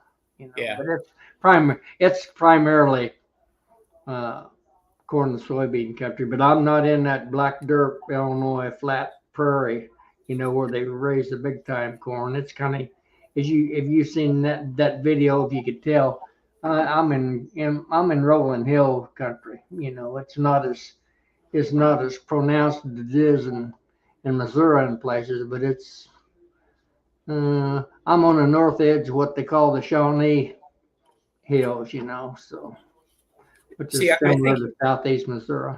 I think you're really similar probably to the soil composition as what we have here. A little bit of rolling hills. Things do okay. It's still too far north to grow cotton, but whereas you get to the southern part of the state, down even around Corey Stevens, they grow a lot of cotton down there. He has bees that are on it right now. Yeah, cotton, rice, and that type of stuff. And this in the river bottom, Mississippi river bottoms. Yeah. They say that there's actually a fair amount of nectar that the cotton produces, and it produces it when it gets really hot too. So, that'd be a good Well, point. Yeah, cotton is still a couple of months out of blooming, I believe. Yeah. I grew up in cotton country, yeah, Louisiana and Delta. yep. Oh, so there's no blooms on it yet? Shouldn't be. No? I wouldn't think so Okay. either. Yeah, it's a little early. It'll be over into July. Gotcha. Yeah. There might be some down there. I'm not sure. See, I've got some property in Georgia, South Georgia, which is, I don't know, I'm about 50 mile east, maybe, of Bruce Jenny and what's the other gentleman that's got the little live stream, YouTube live stream on Saturday? That's it. Yeah, yeah, your friend. I think he's you know him. I don't know him, but they're in Dothan. Dothan's about 30 miles from the Georgia line. I'm just across on the Georgia line east, about 15 miles. So it's about 45 miles probably across there to Yeah, that's pretty far south down there, isn't it? yeah. Yeah, I'm only where I had is it's only about 45, 50 miles north of the Florida, state line. Yeah, you're getting almost coastal around that way. Yeah. Now, do you have any sumac trees around you? Me, yes, I do have. Yeah. And you're probably Well, still seeing. I call them bushes, sumac. We've got sumac and a lot of elderberry right now. How much bees work it? I'm not gonna. I wouldn't call it a big flow producer probably, but we've got gobs and gobs of elderberry and sumac both. Yeah, we got the same. Philip, are you too far south to see those plants? Yeah, I don't see any sumac around either kind, either smooth or that. What's the one that makes the red berries? Elderberry? No, there's another sumac that makes the red berries. Oh, the sumac. Okay. Yeah, there's a smooth sumac which makes the green berries, right? I think it's a pretty good nectar producer, isn't it? I know I see it when I'm driving up through. Our berries on the sumac here are red. So. Oh, are they? I think that's that stag. I think they call that staghorn sumac, and it's got red on the bottom of the leaves too, doesn't it? I believe that I've seen both around here, but I don't know enough about it to understand if the bees do work at our area and how long it lasts. But I have seen both. One, like you said, has more of a green, and the other one has more of a, I don't want to say an orangish red, but like a burnt brown color. Yeah, that's kind of what I'm seeing. It seems like when we usually drive up all the way through Tennessee to my father-in-law lives over around Gatlinburg, and there's a whole bunch of both over that way, especially the smooth sumac, and it seems to be on like really tall trees or bigger trees. It grows up, and seems like the staghorn sumac is, more 10, bushy. 12 feet. Yeah. The sumac in my area that I'm familiar with is got red berries, but it doesn't get over, I don't know, 12, 15 foot tall, I'd say, for height. I think that's that staghorn sumac. Yeah, you wouldn't call it a tree of it, or I wouldn't in any manner. So, but anyway, I was just curious as to what other people. Of course, we're not that scattered out. I'm not that far from Tom and or Sonny and Cher there, or whatever you want to call them. But anyway, I was just curious as to if you had any flow left. I've got a nephew that's in the Oklahoma Panhandle. He's northwest of Oklahoma City. He runs about 200 hives. He does local pollinations, and he says he's still got some flow, but it's been pretty dry up there. They're about as dry as you've been wet, I think, the way you talk to me.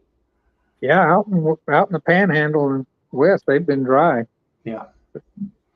Hell, he's northwest of Oklahoma City. I'm going to say as a crow flies, maybe 100, 120 miles.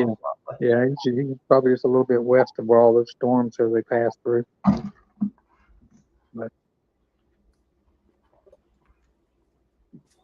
But he's doing the Tom and Melissa Act. He's doing cut out about one a day out there someplace. I'm too old to mess with that crap.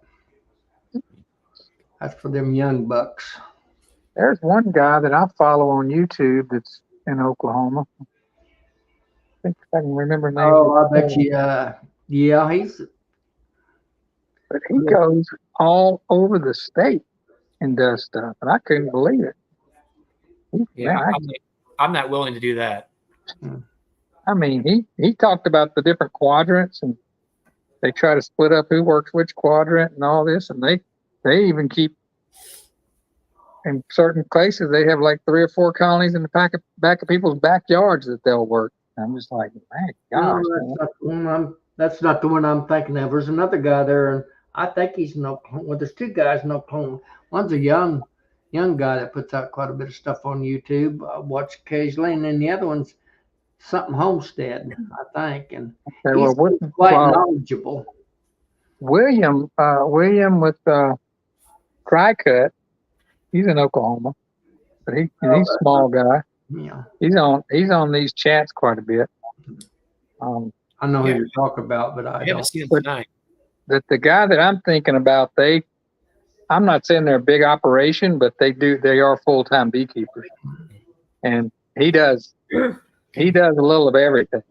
He's not he does honey, and he manages colonies for people, and yeah, he does quite a bit. I really ought to be able to. Drone, that's the DNN there come in there. Drone's the one that I watch some of his videos. He seems pretty knowledgeable to me.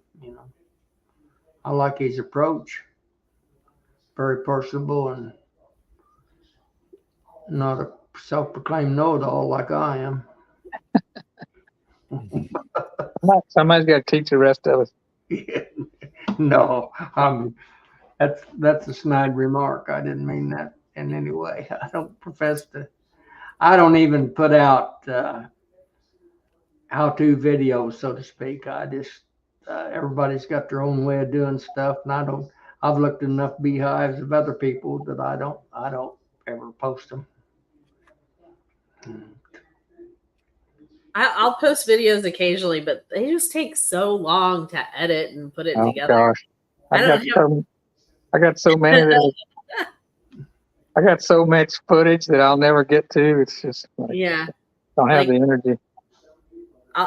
When I Bring have time, that up. What do you guys that do some YouTubing? Now you do some, Phil, but I do a little, but not much. I'm not very consistent. Yeah.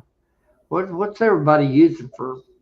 I should ask Lee this. He's a camera bug. He's the one that set me up with this little old, camera that I'm doing, doing this chat on. But what's everybody using for cameras? And what's easy to use? I just use my phone mostly. We have a Yeah. GoPro, but I use that's all I use. in the butt to download sometimes. So I use my phone.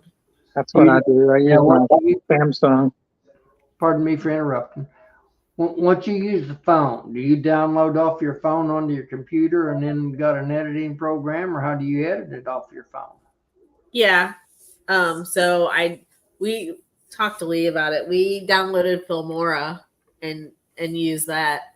So I just pull stuff from my phone from the cloud and download it to my computer, and then upload it to Filmora.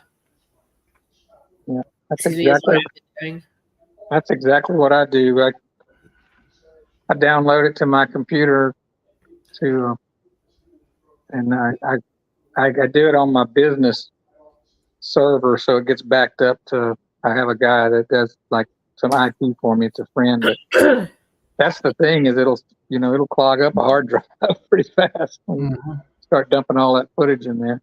Yeah, so if we have pictures on both of our phones, Tom will usually send me, because he has a Samsung, I have an Apple, so he'll usually send. We're family divided. He'll usually send me whatever pictures he has through Messenger on Facebook, and then I'll download them, save them to my phone from Messenger, and then upload them to, download them to computer or get them from the cloud that way or whatever.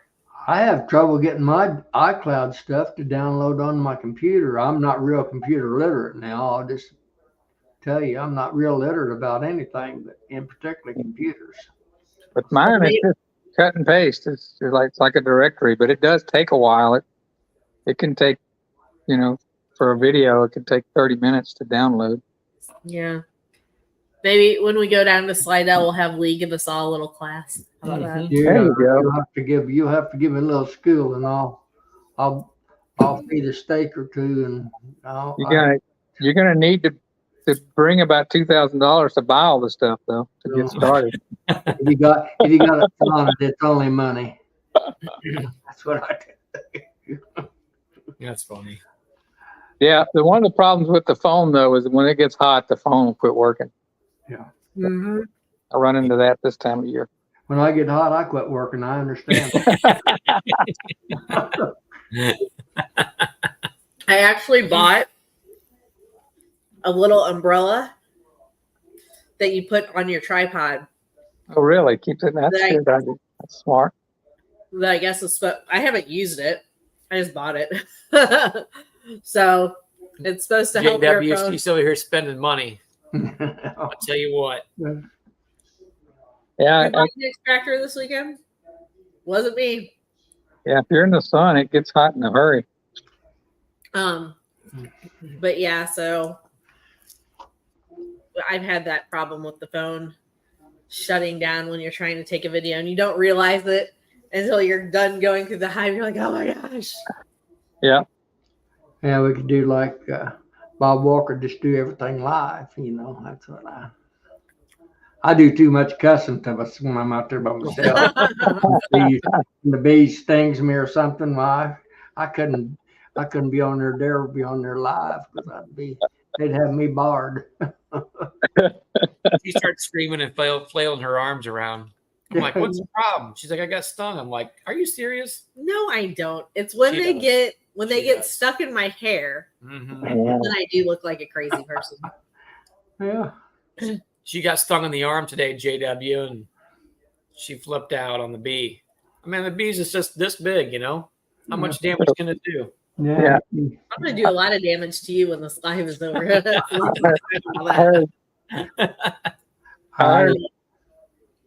I heard David Burns explain it one time. He said when somebody gets a bee caught in their hair, it gets that real high pitched shrill.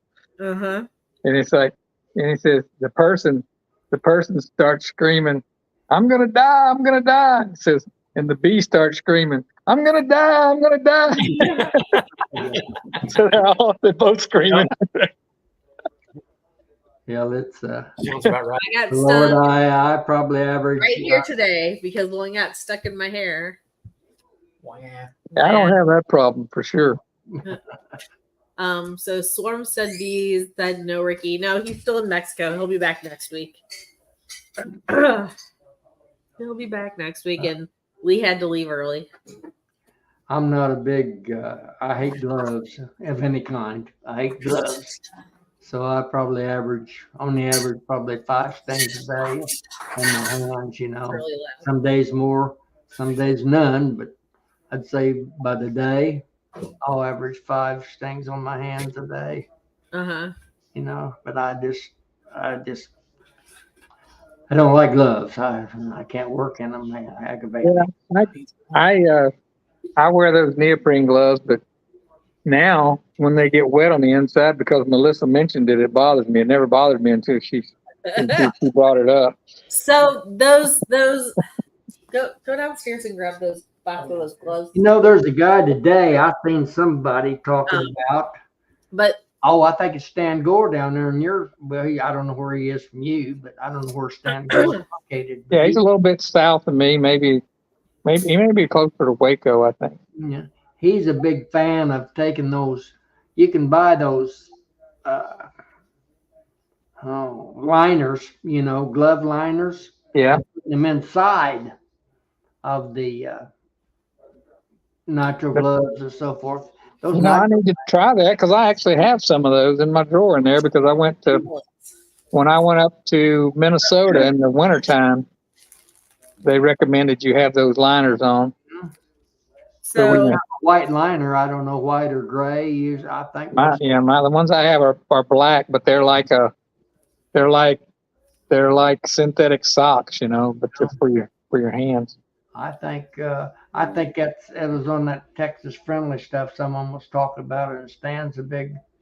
I might just go in there and it might get a little hot, but because with the way we use those is in the wintertime, it keeps if your hands get a little bit sweaty and it's cold out, it'll keep the moisture off your skin.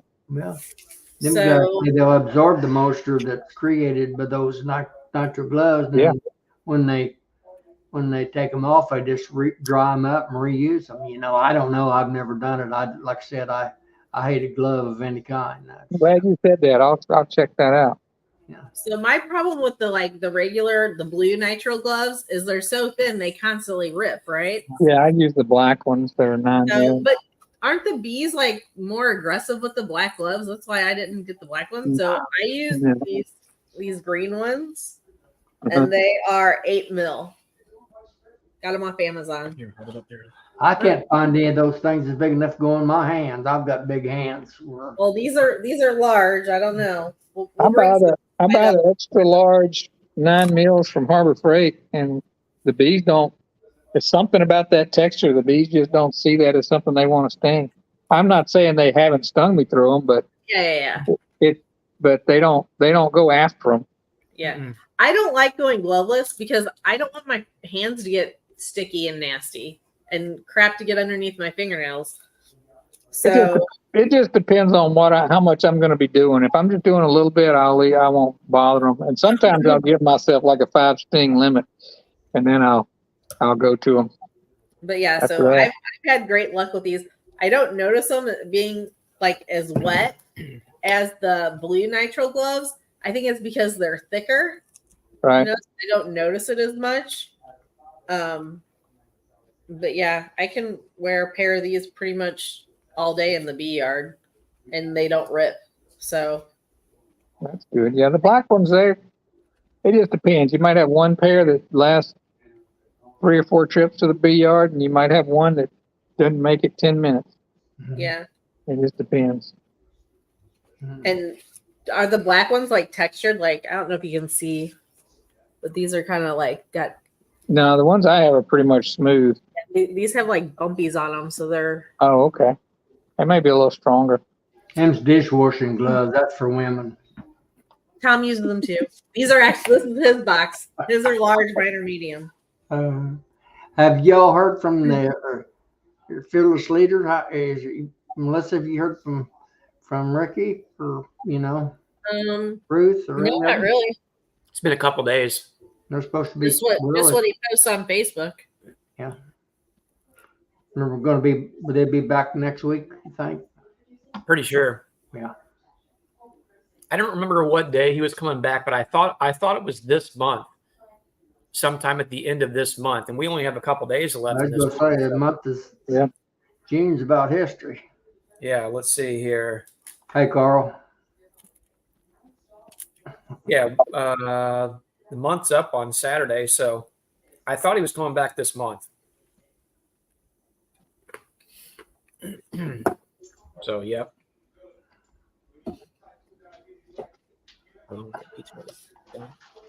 Timer's on. Okay. But yeah, I like those gloves. Carl, if the bees want to sting through them, they can. But the thing that I found out was that if you put those finger loops on the outside, they'll sting through the finger loops and the gloves. Well, I put the finger loops on first and pull the gloves up over the sleeves of the jacket. But most of the time, I'm just wearing a long sleeve. Oh, I guess they call those fishing shirts, that have the ventilation and all that. But they won't stay on over the sleeves. My wrists get exposed pretty fast. Yeah, that's fun. That's funny that you mentioned Stung that, right there Philip, today. because I'll do the same thing. I'll usually I'll put the rubber gloves on, and if I take a handful of stings, I'm like, all right, well, I'm going to go ahead and put the gloves on, and you put them on, and it seems like they don't hit you anymore. But if you let it gap on your wrist, then they start tagging you on the wrist, and you're like, all right, I've had enough of that.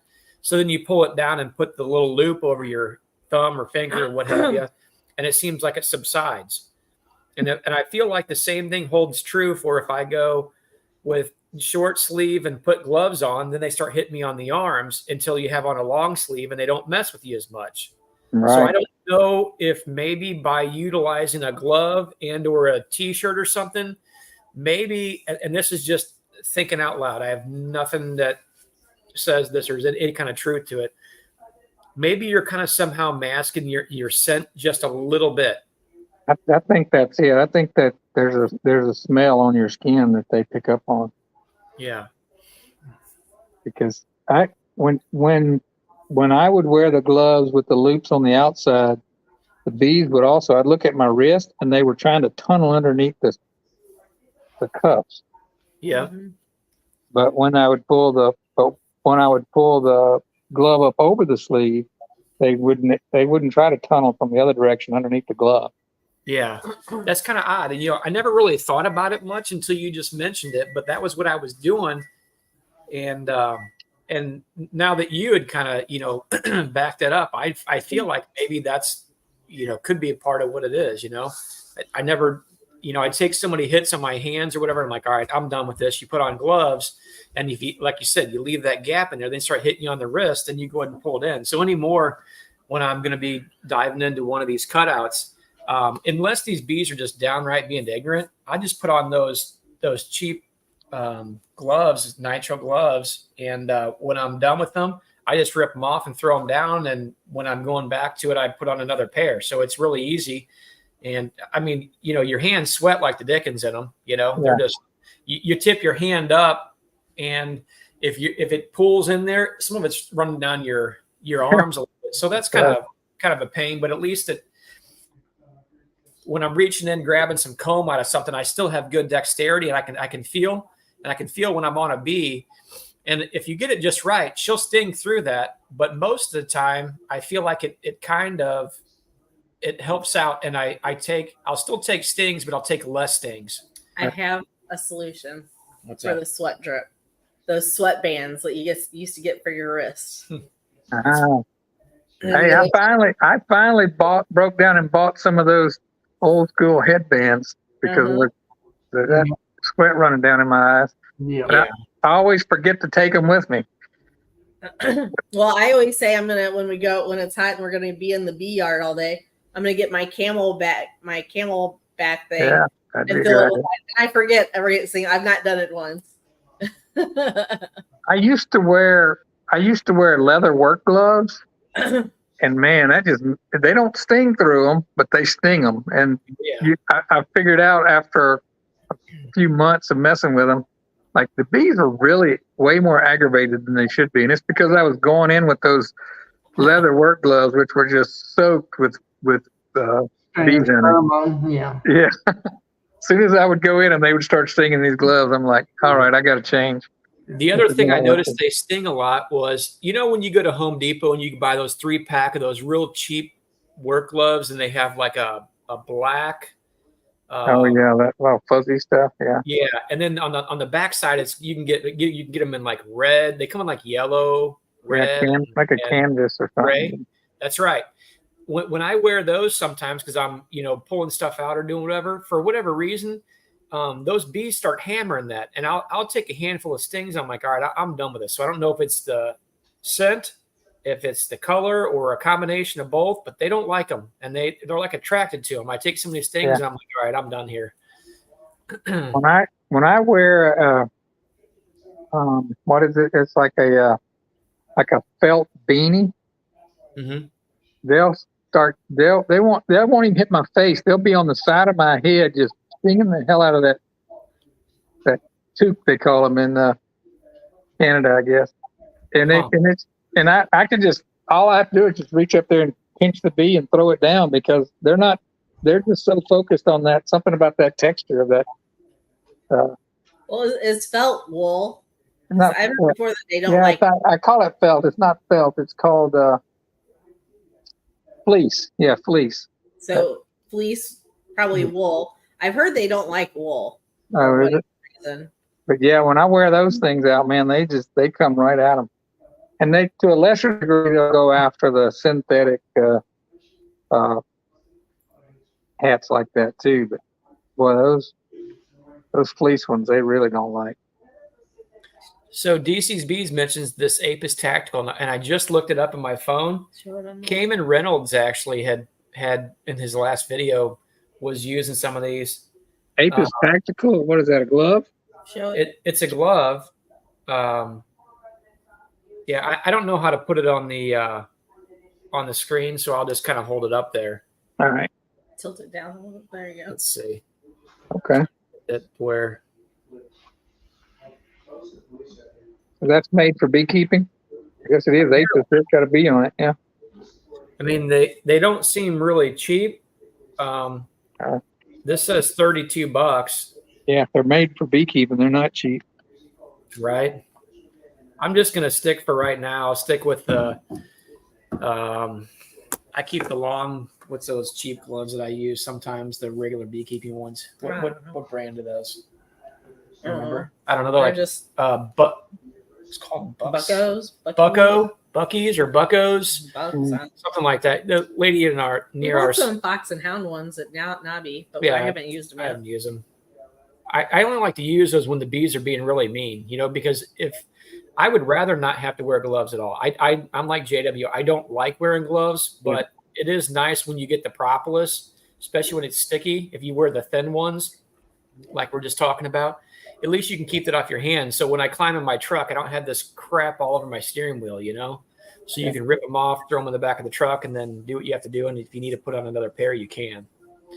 Yeah, when I bought my bees, I bought all the equipment from this guy, and it had a couple of pairs of those really nice goatskin gloves that have the mesh that comes up over your elbow and all that. But if I put those on, some bees are about to die. Well, I'll tell you what. So I got really bad going on. When I got my last bee jacket, I got a Guardian bee jacket, and I got the gloves to go with it because I was wearing gloves all the time. Then I do not like their gloves at all. They're too thick. They're too bulky, and they go all the way up. Like they're so long too. Like they're max. Those things are maximum protection. Yeah. Which is great for somebody that cannot get stung. So that's right. I agree with that. And I've never. I don't think I've ever used them actually. I think I put them on. I'm like, nope, this ain't gonna work. Well, I mean, just like Philip said, if you're a person who does not want to take any stings whatsoever, those are some good gloves.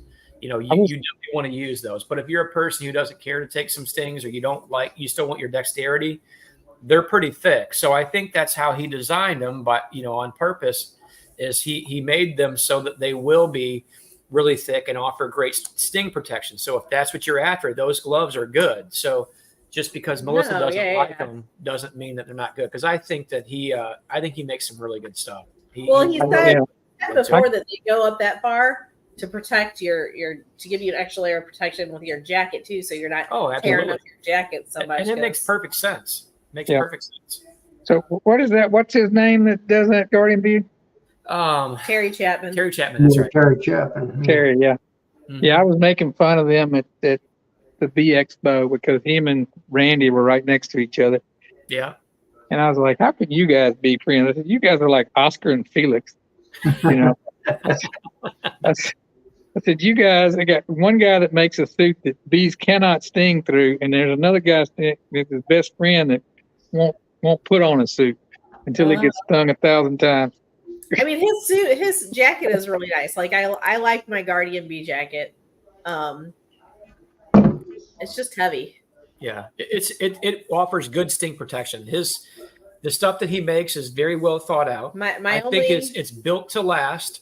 And if you're a person who doesn't, or you're looking for, I would say, ultimate sting protection, I think his stuff's got it. I think it's spot on. My biggest complaint about his jacket is the mesh in the fencing veil, because that's what I use.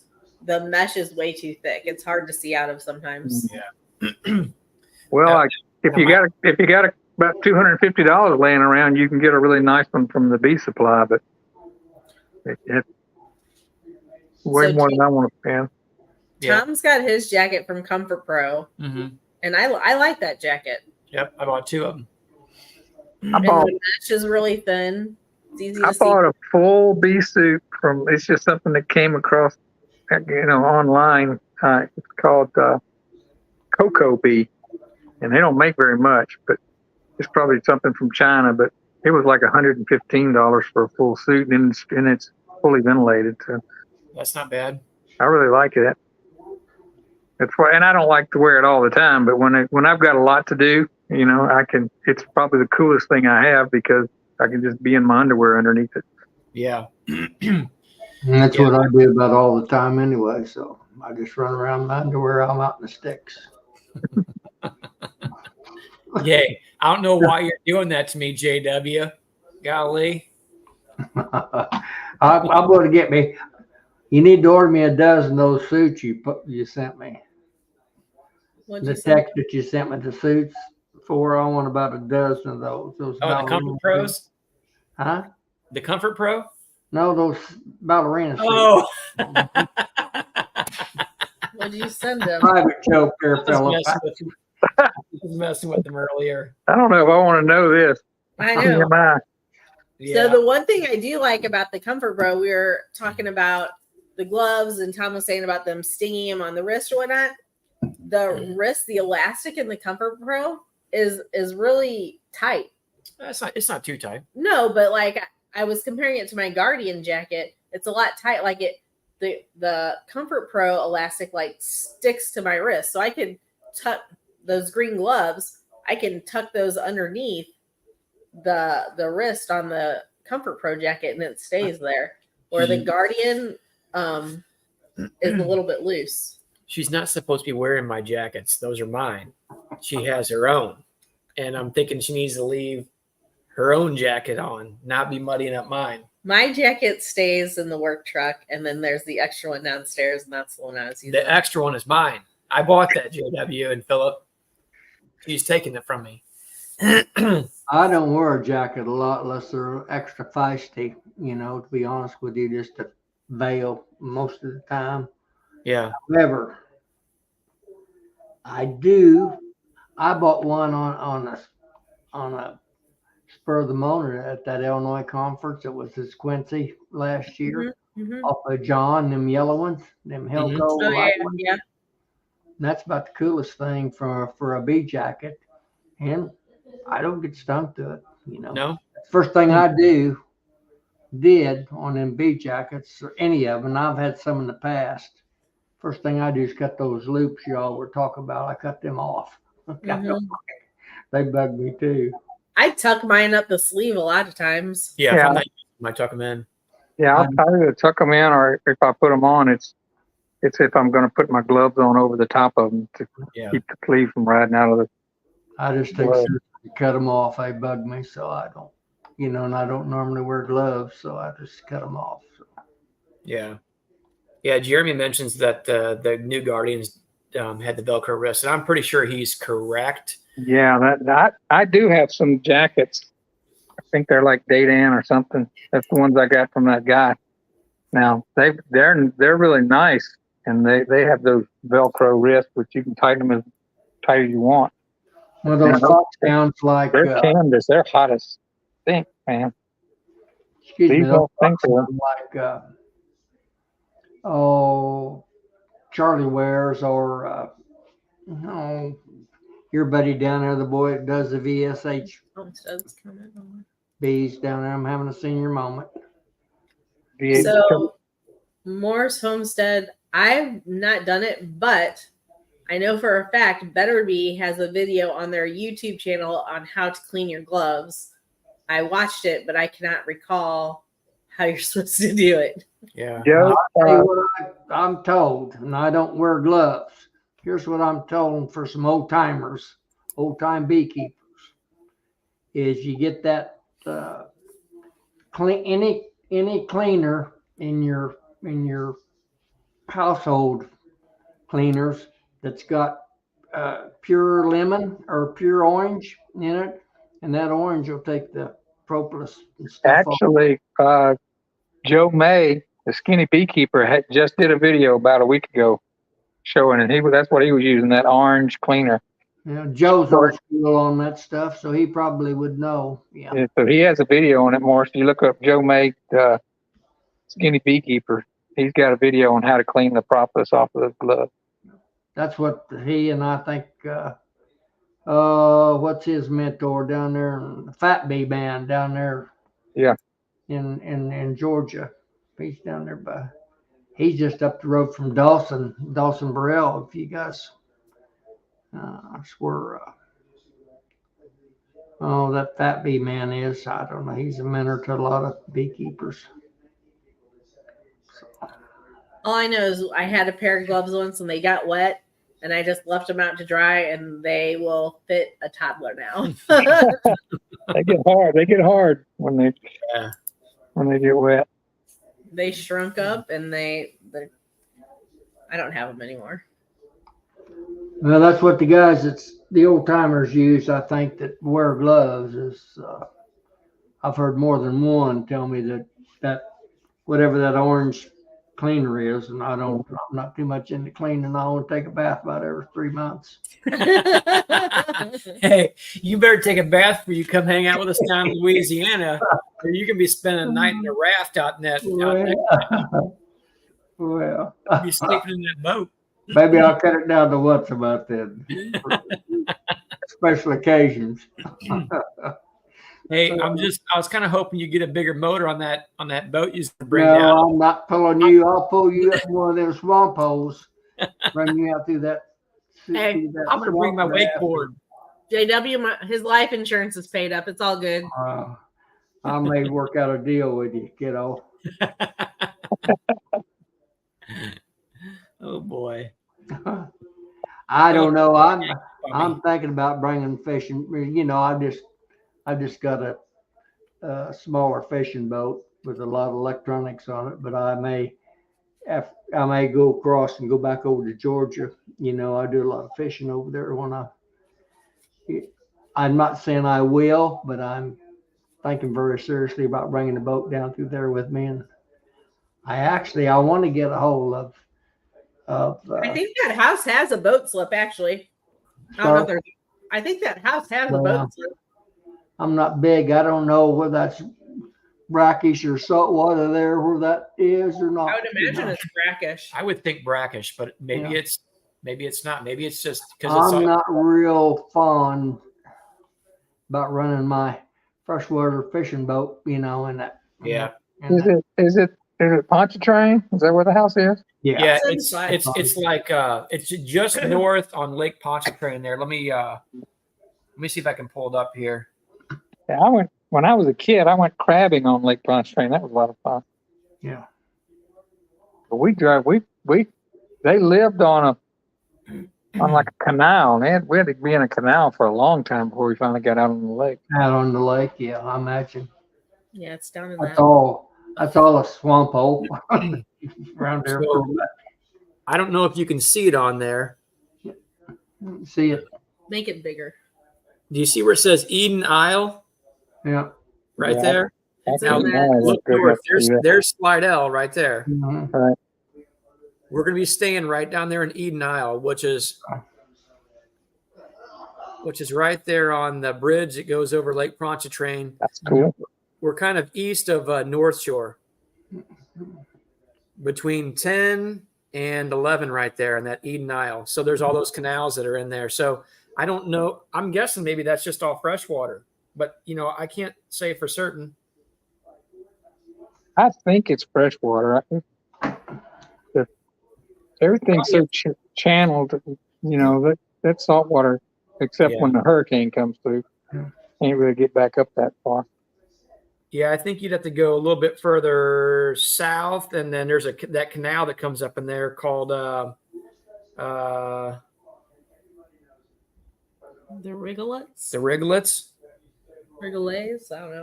I don't know how to pronounce that, but I don't speak Louisiana. Everything in Louisiana is a bayou of some kind. Yeah. So, so anyway, maybe if it's freshwater, you get that boat in there and you teach me a thing or two, JW. See, we can reel something in. We'll see. We'll see what Maybe some happens. dinner. I won't make any promises, but that's what I'm thinking right now. All I right. want to get together with Mr. Ed and Jeff, horse off while I'm down there, and I want to go up that abbey. I want to see Oh, that. the Abbey's cool. Yeah. Since we're going down early, we'd probably be able to if he has time. You're going to come down on Wednesday also, correct? Well, I mean, you can't tell about me. I might be there. I might be there Monday. You can't tell. Well, we'll call you ahead of time, and I'll call Jeff and see if we can go over there. I'm sure he'd make some time for us. Yeah. I had talked to him about he invited me down, but I've never, when we was at your place there, and I spent a couple of days together there at your place, whenever that was. Where was it? February. Where are you having that at this year? Your conference, your Eastern Missouri conference, you got it set up. Yeah, Secret. we do have the location. We already got the contract signed on it. It's going to be at it's going to be at Lindbergh and Watson Road.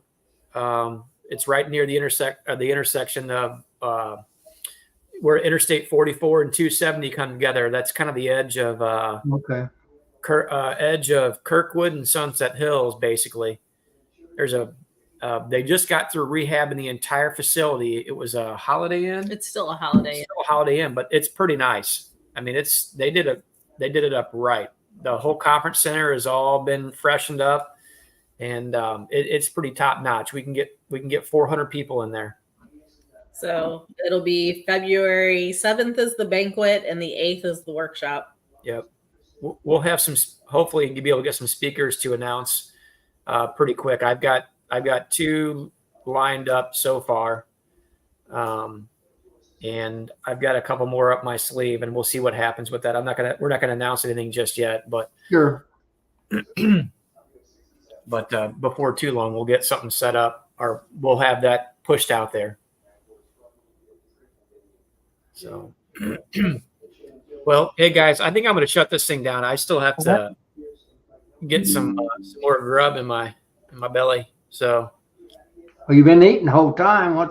I know I don't usually like to eat on here. She gave me a snack, and then I heard the pizza was done in the oven. So, Yeah, you better get out of here then. I hear you. Well, been on been here 2 hours and 17 minutes. Well, yeah. All right. Good night, guys. Night, everybody. Good seeing you, fellas.